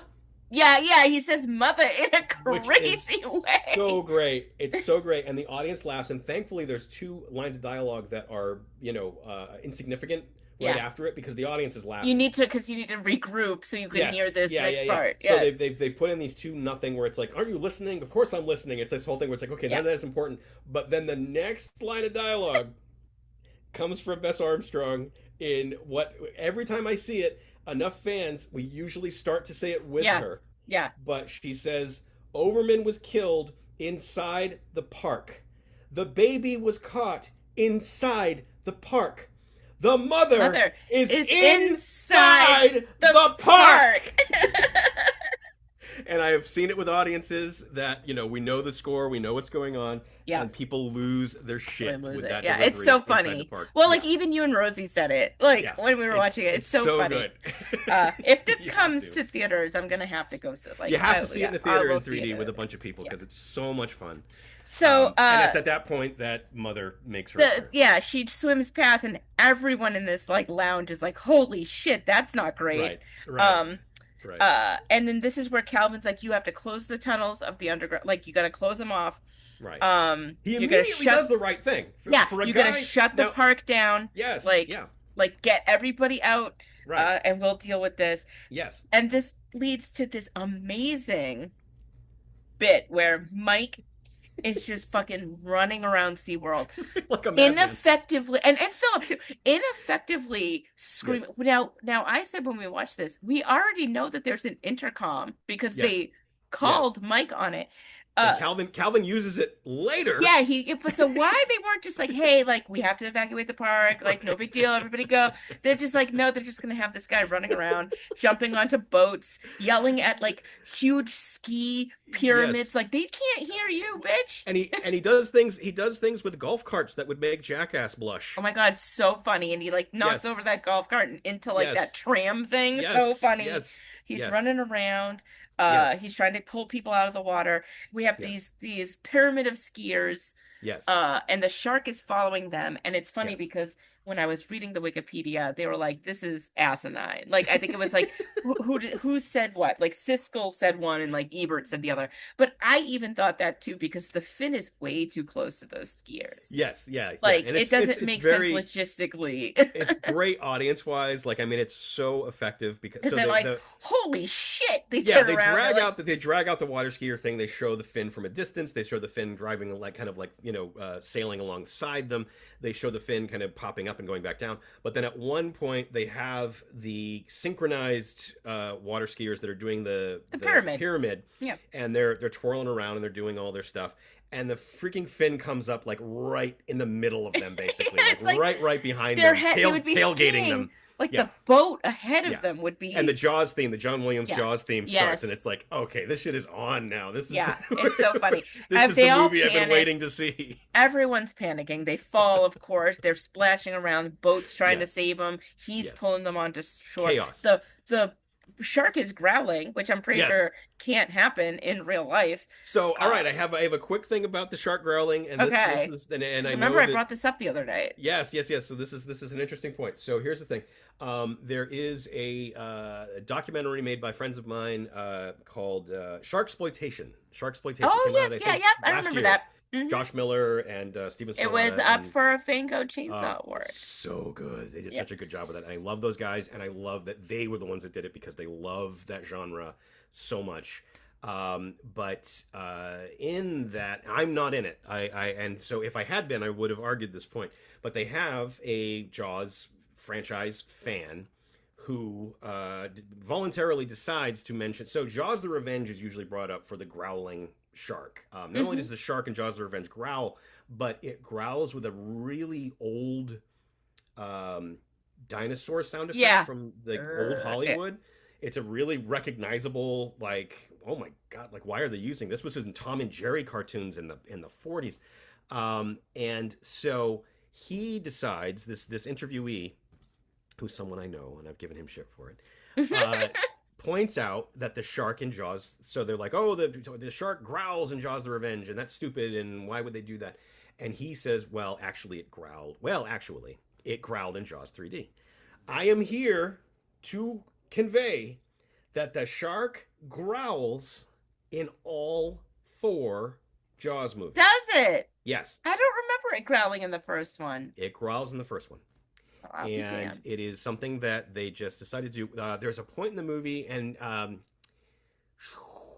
the shark pops up out of the water, and Quint comes kind of running over to the back of the boat with the spear gun. Yeah. And it comes popping up, and he shoots another barrel into it. And it's just like a really kind of offhand. It's almost like, hey, let's shoot another barrel into it. Like it's almost like, hey, we've been doing this all day. Let's just do another one. Yeah. It's not the big process that we've seen in the other points. He just kind of runs over with the gun and shoots it. But when it pops up out of the water, It growls. Oh my God, I'm gonna have to go watch it again. And it Ah, growls a couple another reason to times. watch Jaws for the It 8,000th growls. time in my It life. growls a couple times in the first one. In Jaws 2, it growls at least once, if not there are two spots in Jaws 2 where it growls, but it definitely there is a scene in Jaws 2 where they're desperately trying to get Mike Brody up into the boat, who has a head injury. I've told you, like he's completely Yes, yeah. unconscious. He's wearing a life vest, so he's just floating in the water, and the shark is coming for him. So these two dudes in the sailboat come up to him and pull him out at the very last second, and it's kind of both a one of the most famous shots from Jaws 2 and also one of the most notorious shots from Jaws 2. The shark pops up out of the water and hits the boat with its mouth wide open, and they pull Mike into the boat at the last second. And according to the director, it took all day to get that one shot. Oh, really? And he used the take that they got because it was the closest, scariest shot, but you can see the mechanism inside the shark's mouth. You can Yeah. actually see the mechanical shit down the throat of the shark, clear as bell. Oh my I mean, God. it's right there. So it's kind of like it's incredibly suspenseful, and it's a great moment. It's a great shark moment, a great Jaws moment. But it also is like, well, but yes, just like all the Yeah, Jaws but movies, technically. there's always a point where you can see mechanisms in the Jaws Yeah. movies. It's all of them, I think, you know. So it roars when it comes up and Oh my tries to get God, I didn't Mike. even know. So yeah, it roars in all of them. So, but it roars a lot in Jaws 3D. So I mean, I will Yeah. Well, I mean, definitely. I definitely noticed it. I was like, wait a sec. It All right. also roars underwater, which Yes, is yeah, well, even more. that was when I was like, I don't think that's a thing, but okay. Uh Here it's gone over to where the bumper boats are, Yes, and they've Kelly and Sean are already in the water because they've been knocked over by a guy yes. There's with this a yeah, dude with that's been bullying them on the yeah, bumper boats. basically. Yeah, And the shark attacks, bites Kelly. They end up getting her onto the shore. She's got like a leg injury, really bad. and they're like, "You gotta call the ambulance. You gotta close that fucking gate, dude." Yes. And Sean leaves with Kelly in the ambulance, and this is the last we see of both of them. Goodbye, Sean They Brody. So, disappear from the movie, and yeah, I will say, with all, you know, again, we're talking about Jaws 3D here, so it's not exactly like screenwriting. You know, this isn't William Goldman, right. Robert McKee class screenwriting, but it is Richard Matheson and it is Carl Gottlieb, and I don't know why, because so what happens from here is that a bunch of people get trapped in the Yes, I'm tunnels. getting to it. Yeah. I know, but I don't know why you don't put Sean and Kelly into those tunnels. Yeah, instead of just be like, oh, she got bit. Maybe they thought that it was too mean to like torture Sean even more in As the a water. writer, as an adult now again, I used to love the movie. I always felt bad for and Sean never conquers his fear of the water. No. If anything, the moment now that I'm thinking about it, right now in this moment, I'm realizing that when the shark attacks Kelly, it's almost kind of a replay of the kind of thing that happened to him when he was 12 in the last movie and watched his babysitter getting swallowed. Yeah. It's He's kind of probably like, it's fuck the maybe that's why the he's not the one dragging her onto the shore. yeah He's the already on the shore. He's like, no, you're dumped. because Forget this. the thing pops up out of the water and goes for her, which is Yeah. exactly what he kind of witnessed in Jaws 2. But he never gets to kind of face his fear And and get over overcome it. it. Yeah. And you know, when they do this tunnel thing, a Mike is desperate to fix it. He's desperate to get the people out of there. And B, they kind of establish that the water is rising in the tunnels, but it Yeah. doesn't get too high. No, it's like yeah. So I'm like, okay, let's keep the water going up and let's put Sean and Kelly in there and have it be something where he has to do something To like heroic. yeah. He has to do something to help the situation. Like there's a bunch of things you could do to make this work much better than it That man does. is going back to Colorado and no one Yes, is ever hearing from him again. yes. No, So they drive away in an yeah, ambulance. that's it.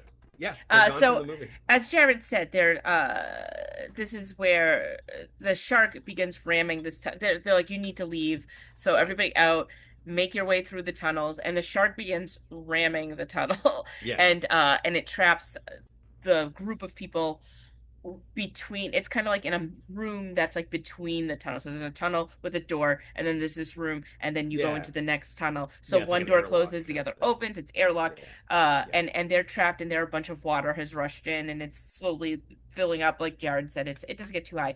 Now here's the thing.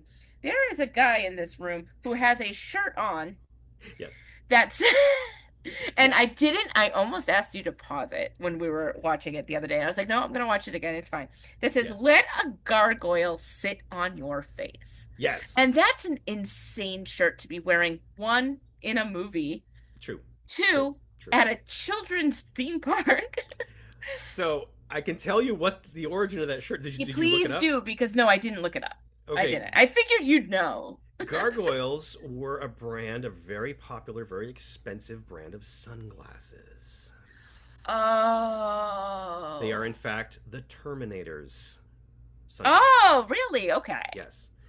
They were very But this popular guy was in the just 80s. horny for stonery.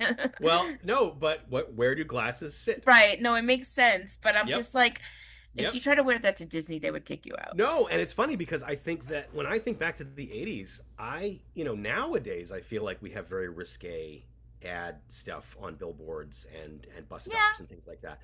But occasionally something will, and they'll do a double entendre. You know what I mean? Something to be Hmm. cute, but also be kind of innuendo.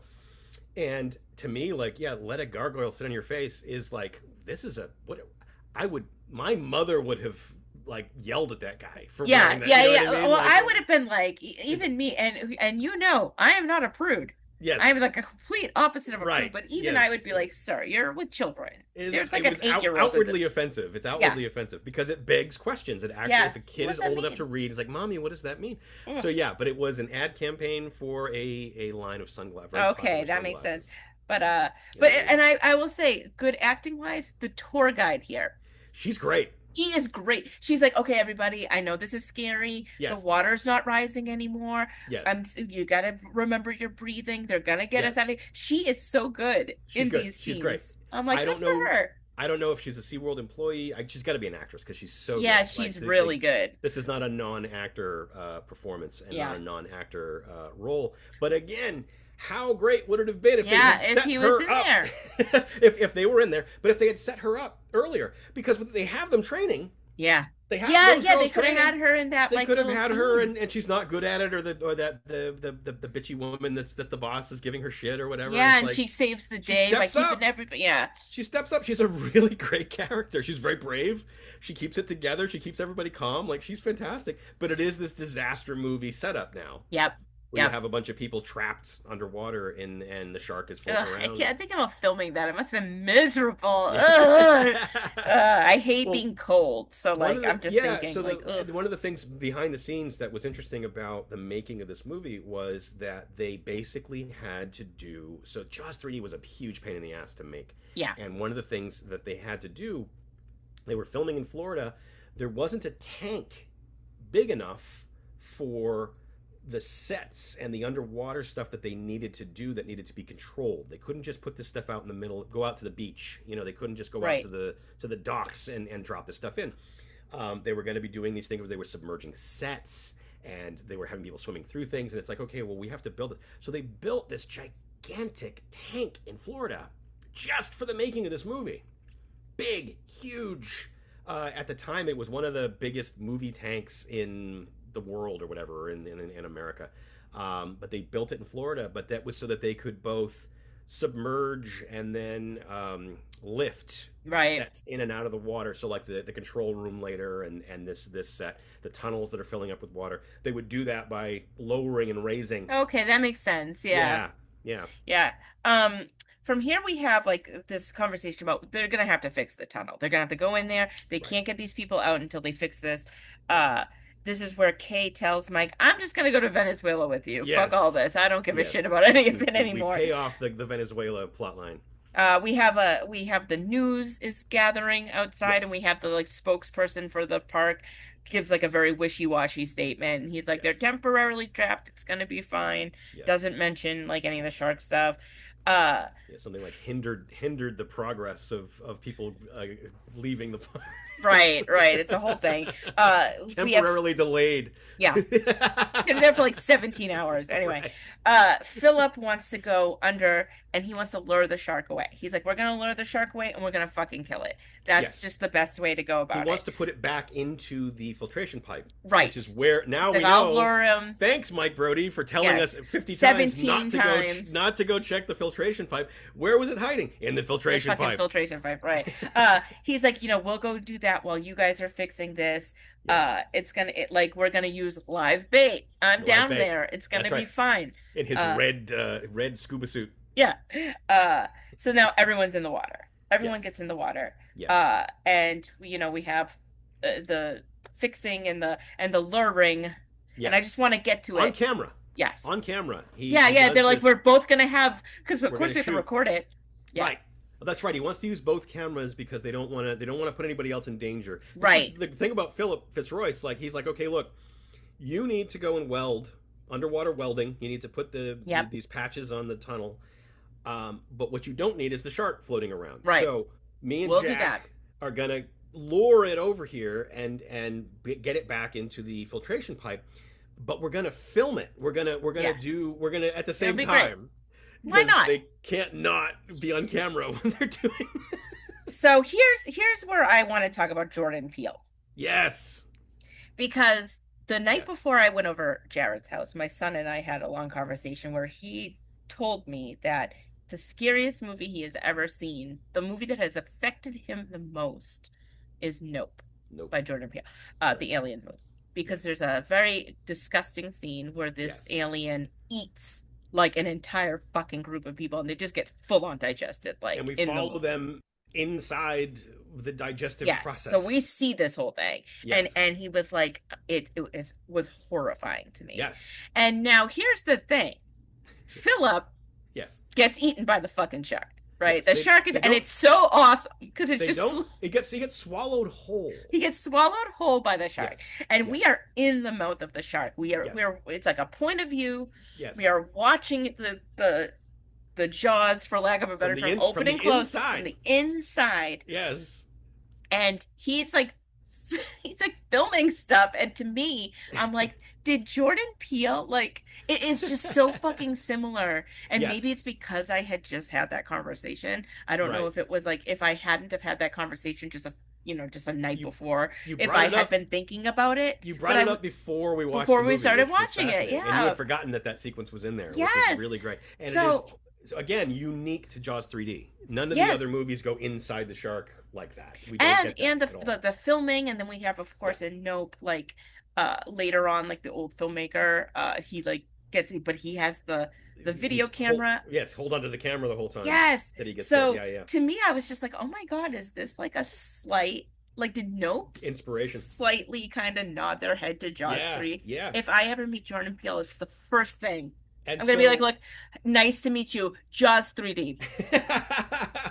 Can we talk about it? Here's the thing, man. It's like, bash Jaws 3D all you want. Talk about how doofy it is and how bad it is and how it doesn't compare to any of the other movies and it's the worst one in the franchise and all that stuff. There is a scene in this movie where Simon McCorkindale gets swallowed whole by a shark, and we stay with him inside the freaking And throat it's of the fucking shark. awesome. And it's that's not even terrifying. where that ends. No. We're gonna come back to that in a second. So now Kay is like, I'm going into. Like, I Right. gotta go, I gotta be in there. She's once again, she's the smartest person in the movie. She's like, and I know what I'm he's doing. down there all alone. Mike is down there all alone, and he really needs like a safety buddy. He needs He needs somebody somebody down to be there. watching just in He says he case. needs eyes in the back of his head. So he goes in.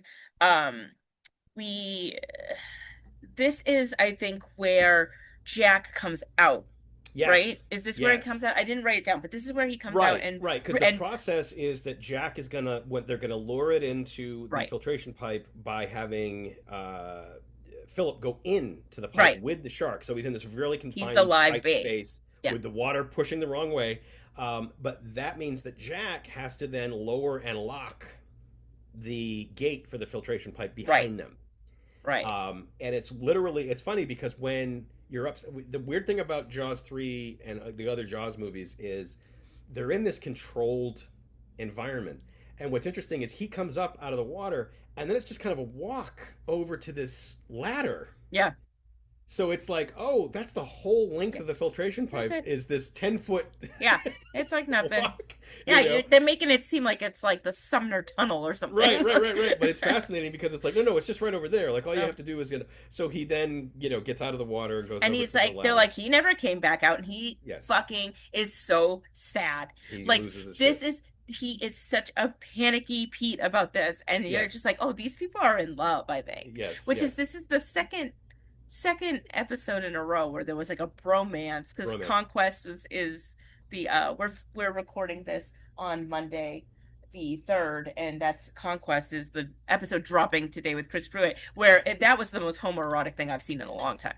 and and this is, again, like, this is a bromance. It is. He It is, loves and it's. this man, and he is crushed at the idea that he Oh my did god. not come up. He's So he's distraught. He's yeah. destroyed. He's despondent, and it's also the backbone of the Jaws 3D with PH Moriarty subtitles Yes. video because Yeah. he spouts a bunch of absolutely incomprehensible Incomprehensible. nonsense that is great, including for the pull of pig, For the pull of pig. I know, for I the don't pull know. of pig, which I think he's trying to say Philip pull the Pulled the pin. pin. Yeah, yeah, yeah, yeah. But what comes out is for the Fourth. pool of pig.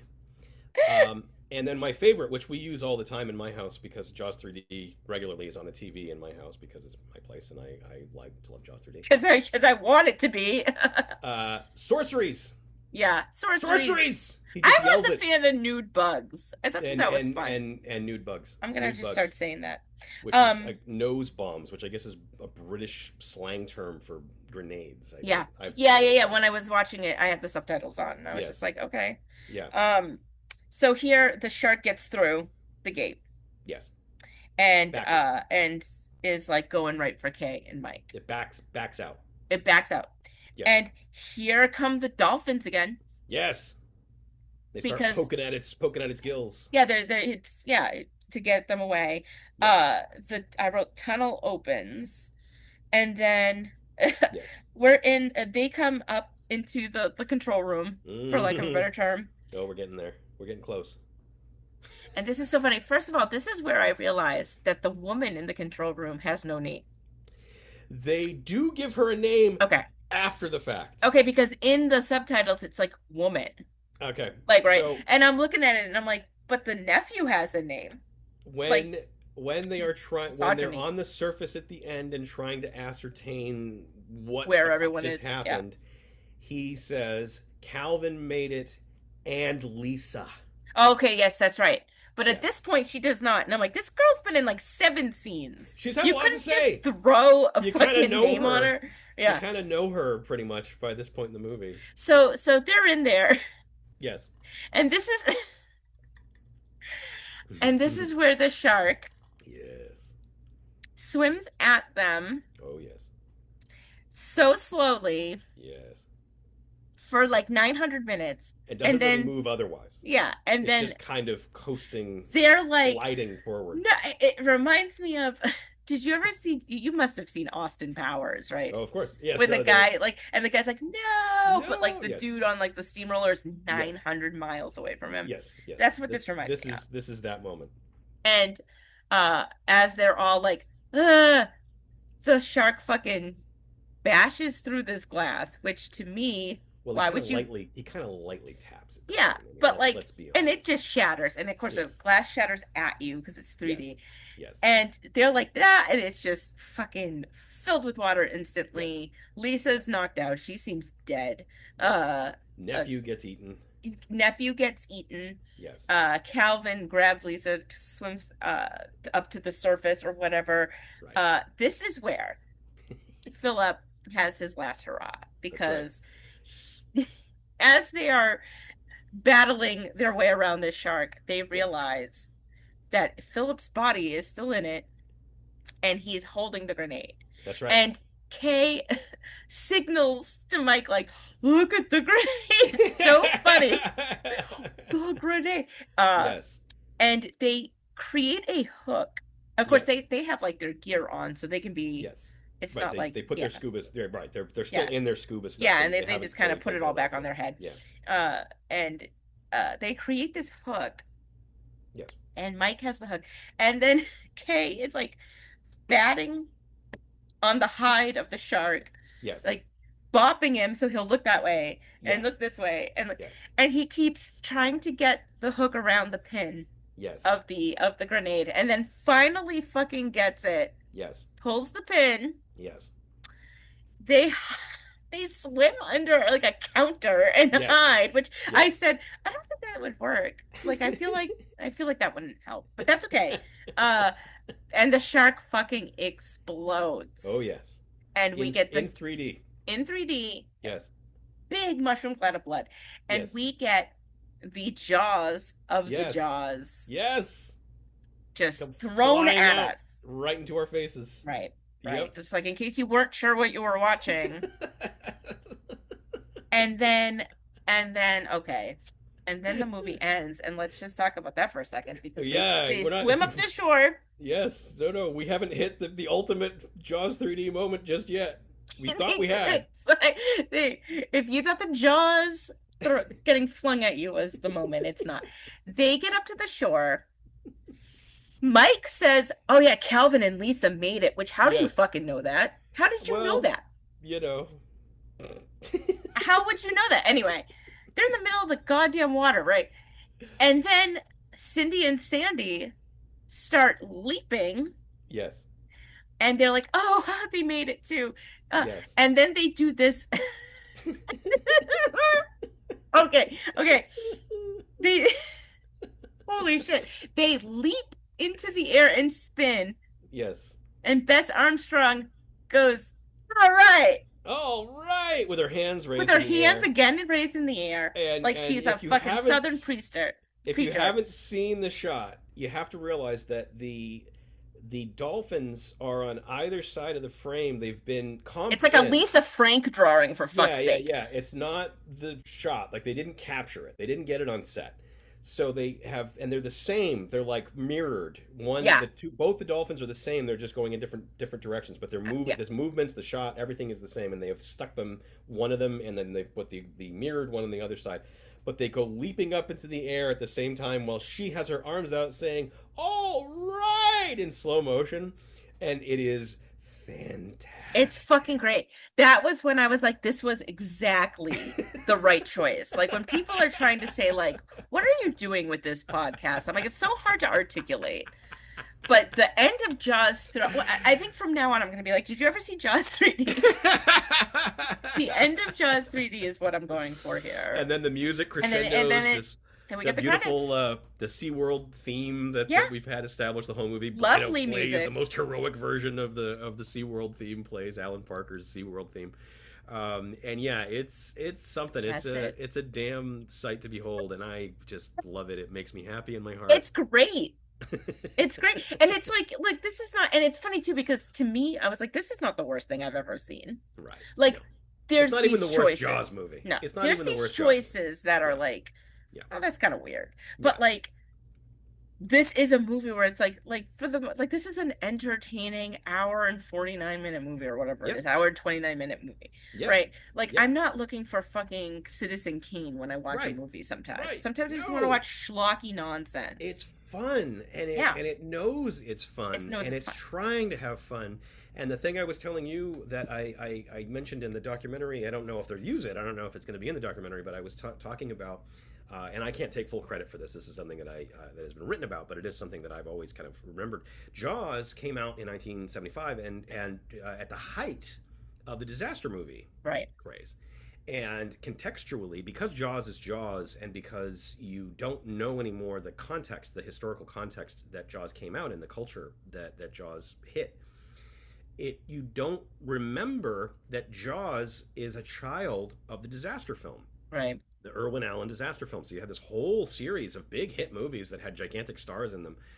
You had Towering Inferno and Poseidon Adventure and The Right. Swarm and all these movies.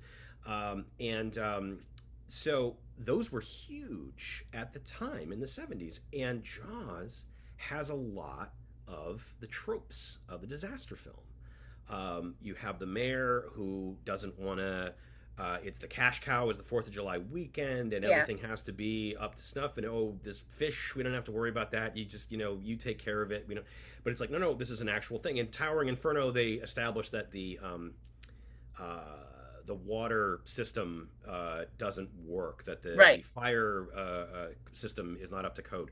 And he doesn't care. He has the big grand gala opening of the tower anyway, and a fire breaks out, and all hell breaks loose. Right. So it's just it. Jaws was kind of a child of the disaster movie, Yeah. and Jaws 2 has a lot of disaster movie tropes in it, even more so. Jaws 2 has the second half of Jaws 2, when all the kids are trapped on the boats, is very disaster movie.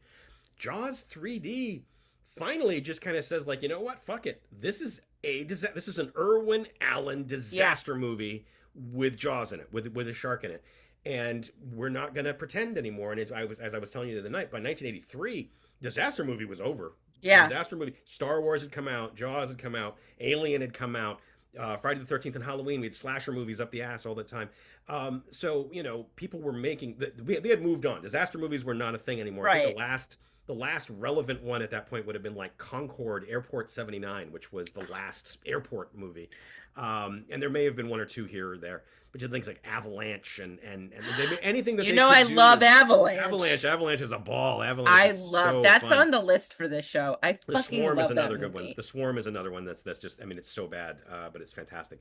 And so yeah, I love that Jaws 3D actually kind of like is a retro Right. disaster movie for 1983. It's like, well, this is strangely retro because this would have been the movie that you would have made 10 years prior. Right. This is with the park, and this has to open. Oh, and it's the opening weekend, but it's like, family and friends. This is, it's not the full, we're not at full Yeah, capacity it's yet. oh man, imagine if it was open to the public. Right, right, Mm. right, right. It's amazing. It's Yeah. amazing. So I love that about it, and I think I love all those aspects of it, It's and great. yeah, It's yeah, so much fun. yeah, Like it's a fun movie. You know what yeah. I mean? So, So good. uh, And poor Joe Alves. Joe Alves never directed a feature film again. He went back to production design and second unit work.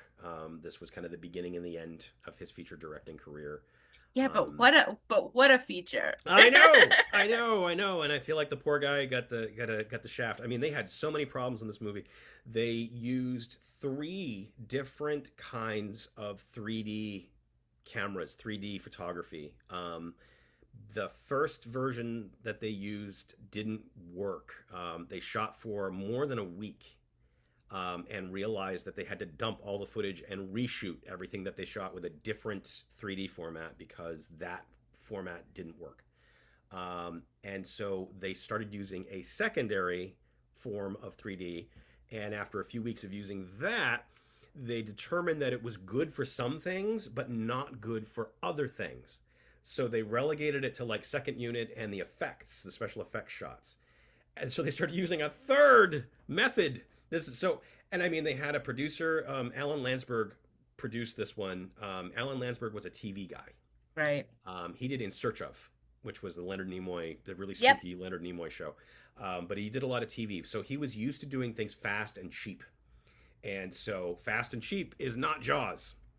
I hate to break it to you, Alan, Yeah. but that is not Jaws. You have a And so huge shark. yeah, so Joe had to deal with a penny pinching, cheap ass TV producer making a big budget, super ambitious, effects laden 3D movie that was going to get theatrically released. Originally, they were talking about doing it as a TV movie, which is why that Landsberg was initially brought onto it. But the producers of Jaws and Jaws 2 didn't want to have anything to do with Jaws 3. They wanted to Right. do a spoof. They wanted, famously, there's Jaws 3 People Zero. National Lampoon's Jaws 3 People Zero, which Joe Dante was going to direct from a John Hughes screenplay. Oh my God. But the studio and Steven Spielberg, interestingly enough, stepped in and said that they didn't think that it was the time to completely shit on the Jaws franchise by doing a Like a Abbott and National Costello Lampoon. meet Yeah. Frankenstein version of Jaws. So they decided to shift gears. They handed it off to Alan Landsberg, and he started doing all of his stuff kind of TV cheap. So poor Joe, who was the guy that helped design the shark for Jaws in terms of the design, he like drew it. He didn't do the mechanics and stuff. He wasn't that guy. but he did, you know, he helped to design the shark. He built the shark.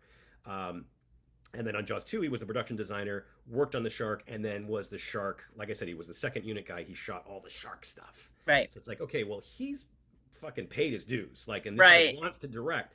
So he knows what the shark can do. He knows what the shark can't do. He knows how to improve it. He knows how to make it better. He has done second unit directing. He's a director. Let's give him the reins. And he got, you know, Jaws 3D. They brought on Richard Matheson to write it. Richard Matheson. That's crazy to me. Richard Matheson. Like, they didn't go after, you know, some no name. Right. And Matheson was unhappy with the finished product and had some really, you know, nasty things to say about, you know, the final product. And they brought in Carl Gottlieb to do the shooting draft, and he himself was like, "Hey, I did the best I could with what they had, but what they had was never going to work. Like, there was no, I could only do so much." So I don't give a shit about any of that. It hit me at the right time. Right. I was fascinated by sharks. I was fascinated by Jaws. I was fascinated by, you know, this whole SeaWorld thing and the 3D. So crazy to me. And 1983, the other thing too in context is that 1983 was like the big year that there were a whole bunch of 3D movies, because in 82, 81 and 82, this new 3D format had been developed, and a series of movies had kind of come out. Coming At Ya had come out, and Friday the 13th Part 3 had come out. And they were very successful. And so it's like, oh, 3D. So that's 81, 82. So a whole bunch of 3D movies got initiated in 82 and shot between 82 and 83, and then all came out in 83. So you had Amityville 3D, Metal Storm 3D. Right. There were 3 or 4 other ones. And so it was just this really brief kind of, you know, resurgence of the 3D format. And this also, and I was telling you about this when we talked the other day, Jaws 3 has kind of technically has 3 different titles. Right. And it depends on how you watch it. So it was originally called Jaws 3D, 3-D. D. Yep. And that's the title on screen. It comes up, bites the screen. When they put it out on home video, they didn't want to have to deal with, why isn't this in 3D? Why didn't I get glasses? Why am I not? Because it was just it was only one of they didn't do the 3D transfer onto the VHS tape. Right. So they got rid of the title card, and they actually just had the video generator, one of those title generators, where it just was Jaws 3, Roman numeral 3. Mm-hmm. In a box, they identified the movie as Jaws 3 with an Arabic 3. Right. A regular number 3. Yep. So they have since bounced back and forth when it comes to Blu-ray and DVD and digital. Which card? It depends on kind of where you see it. Right. Which card it has. When you and I watched it on the 3D Blu-ray, it is literally still Jaws 3D. Yeah. But the digital version, which they did a bunch of AI to kind of compensate for the murkiness of the 3D process. The Jaws 3 has never looked good. It's always because of the 3D. It was very dark. It was very murky. It was shot in such a way where things were kind of out of focus, and that was just kind of it was a flaw of the format, unfortunately, that kind of got the best of them. So the AI, they AI'd it. They They did an AI upscale. To do it to transfer it to 4K and make it look like, quote unquote, a real movie. They had the AI. And I'm, by the way, anti-AI on just this is an anti-AI show. Oh my God, super anti-AI. So it pains us both to say. It pains us both, but it pains me to say, because they put out the 4K, they put the 4K transfer on digital, so when you watch it on Apple or Fandango or any of the streamers, I know the streamers, different streamers have different versions. Yeah, of course. But when you watch it, it now kind of looks really bright and vivid, and it looks much more like a slick, I'll say, real movie, as opposed to the original cut that looked kind of murky and cloudy. And I believe that was Universal Studios, that put it out. Yeah. So I'm not thrilled with that. The 4K remaster was criticized for the use of AI upscaling and digital noise reduction. Because you can see it. Yeah, you can see it. It's with if you have any eye for AI, if you have, if I see it, I always notice it right away. Like, as soon as it's AI, I can see there's just it's like the Matrix with Joe Pantoliano, where he's like, oh, you see code, I see blondes and brunettes, and you know, so I can see AI like immediately. I'm sure that'll get harder and harder as time goes on, which is gonna piss me off. Right. But I could tell right away. I was like, "Oh God, what have they done?" But it's like, "Oh man!" But now it's But it looks so vibrant and nice. it looks nice. It looks nice.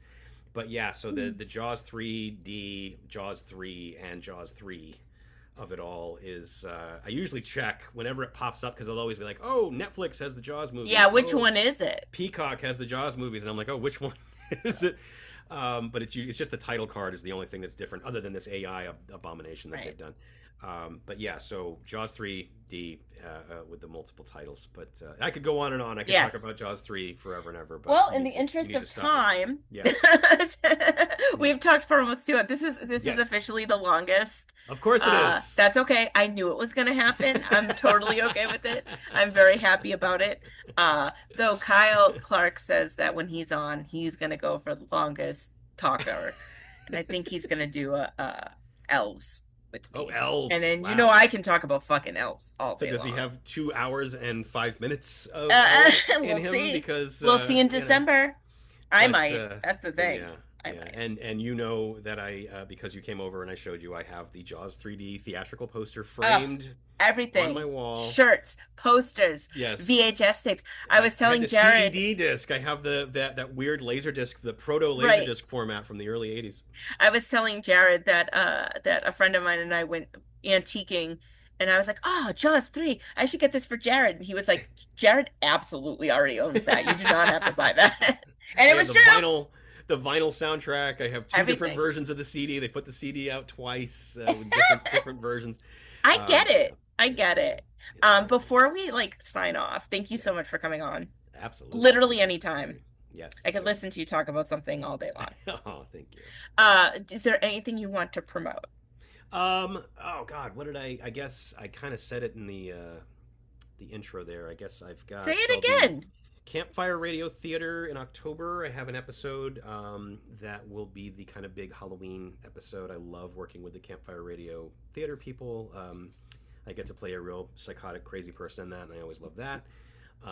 You can see me right now in 60 Dates in 6 Months. I play a Star Wars nerd for one scene in that movie. And then there are all of my asylum all my asylum movies. Whatever, they're fun. And wait, look, I mean, oh, the asylum, the guy that's in a bunch of asylum movies loves Jaws 3D. There Go you go. figure. Of It kind of course. makes a certain amount of sense, right? Yeah, it But yeah, does. I mean, Apex Mecha Ape is on Tubi. I think Last Hail Mary, which has nothing to do with Project Hail Mary, entirely different movie. Yeah. Last Hail Mary, I think you can rent. I don't think it's free yet, but I'm sure it will be soon. And then, yes, of course, the AI riddled new Toy Story, which I wish wasn't all AI, but I That's play. okay. You didn't make the movie, you just I voiced the didn't. character. I will state for the record that I did not know when I recorded my voices for it, and then they had me do ADR too. I had to come back and do more voices. It's Oh my not like God. so they didn't take my voice and AI oh, we need him to say more things. Let's just AI I'm his voice. surprised. I know Small they didn't. favors. No, yeah, I mean, so but the animation, unfortunately, is definitely AI. You can tell Yeah. again. I can tell when I'm looking at it. Yep. But I play a pirate toy, and it is called New Toy Story. I don't has nothing to do with Toy Story 5 or any of the other No, Toy it's a Stories. new one. It says it right there. As I like to say, hey Jared, are you in the new Toy Story? No, I'm in New Toy I'm in Story. New Toy Yeah, Story. exactly. And of Something like course, this. Yes. you have to say that you can find Jared every third Thursday at Blast from the Yes, Past for Dead Right Horror Trivia if you're in the Los Angeles area. that's I right. will also be there, Sitting uh, next to you. along with Rebecca McKendry. It is a very, very good time. That's Definitely right. check it out if you're local. And It's there a will lot of fun. So. inevitably be a Jaws 2, Jaws 3D, Jaws the Revenge question in there someplace because I always squeeze one of those in there. But yes, and I'm not a cruel man. Not a cruel man. No. All right. Thank you so much, Jared. Thank you for coming. Thank you for having Thank me. you for listening. If you are a fan of this podcast, you can give it a rating, give it a like, give it a follow. It can be found on Bluesky and on Instagram under For Unlawful Cinematic Knowledge. Also, next episode will be the 17th of August, and I will be talking to Michelle Weiser about the movie D.E.B.S. So stick Nice. around for that. And that's all. I'm Kolleen Carney Hoepfner, and this has been Jared Rivet. Bye, everybody. Bye.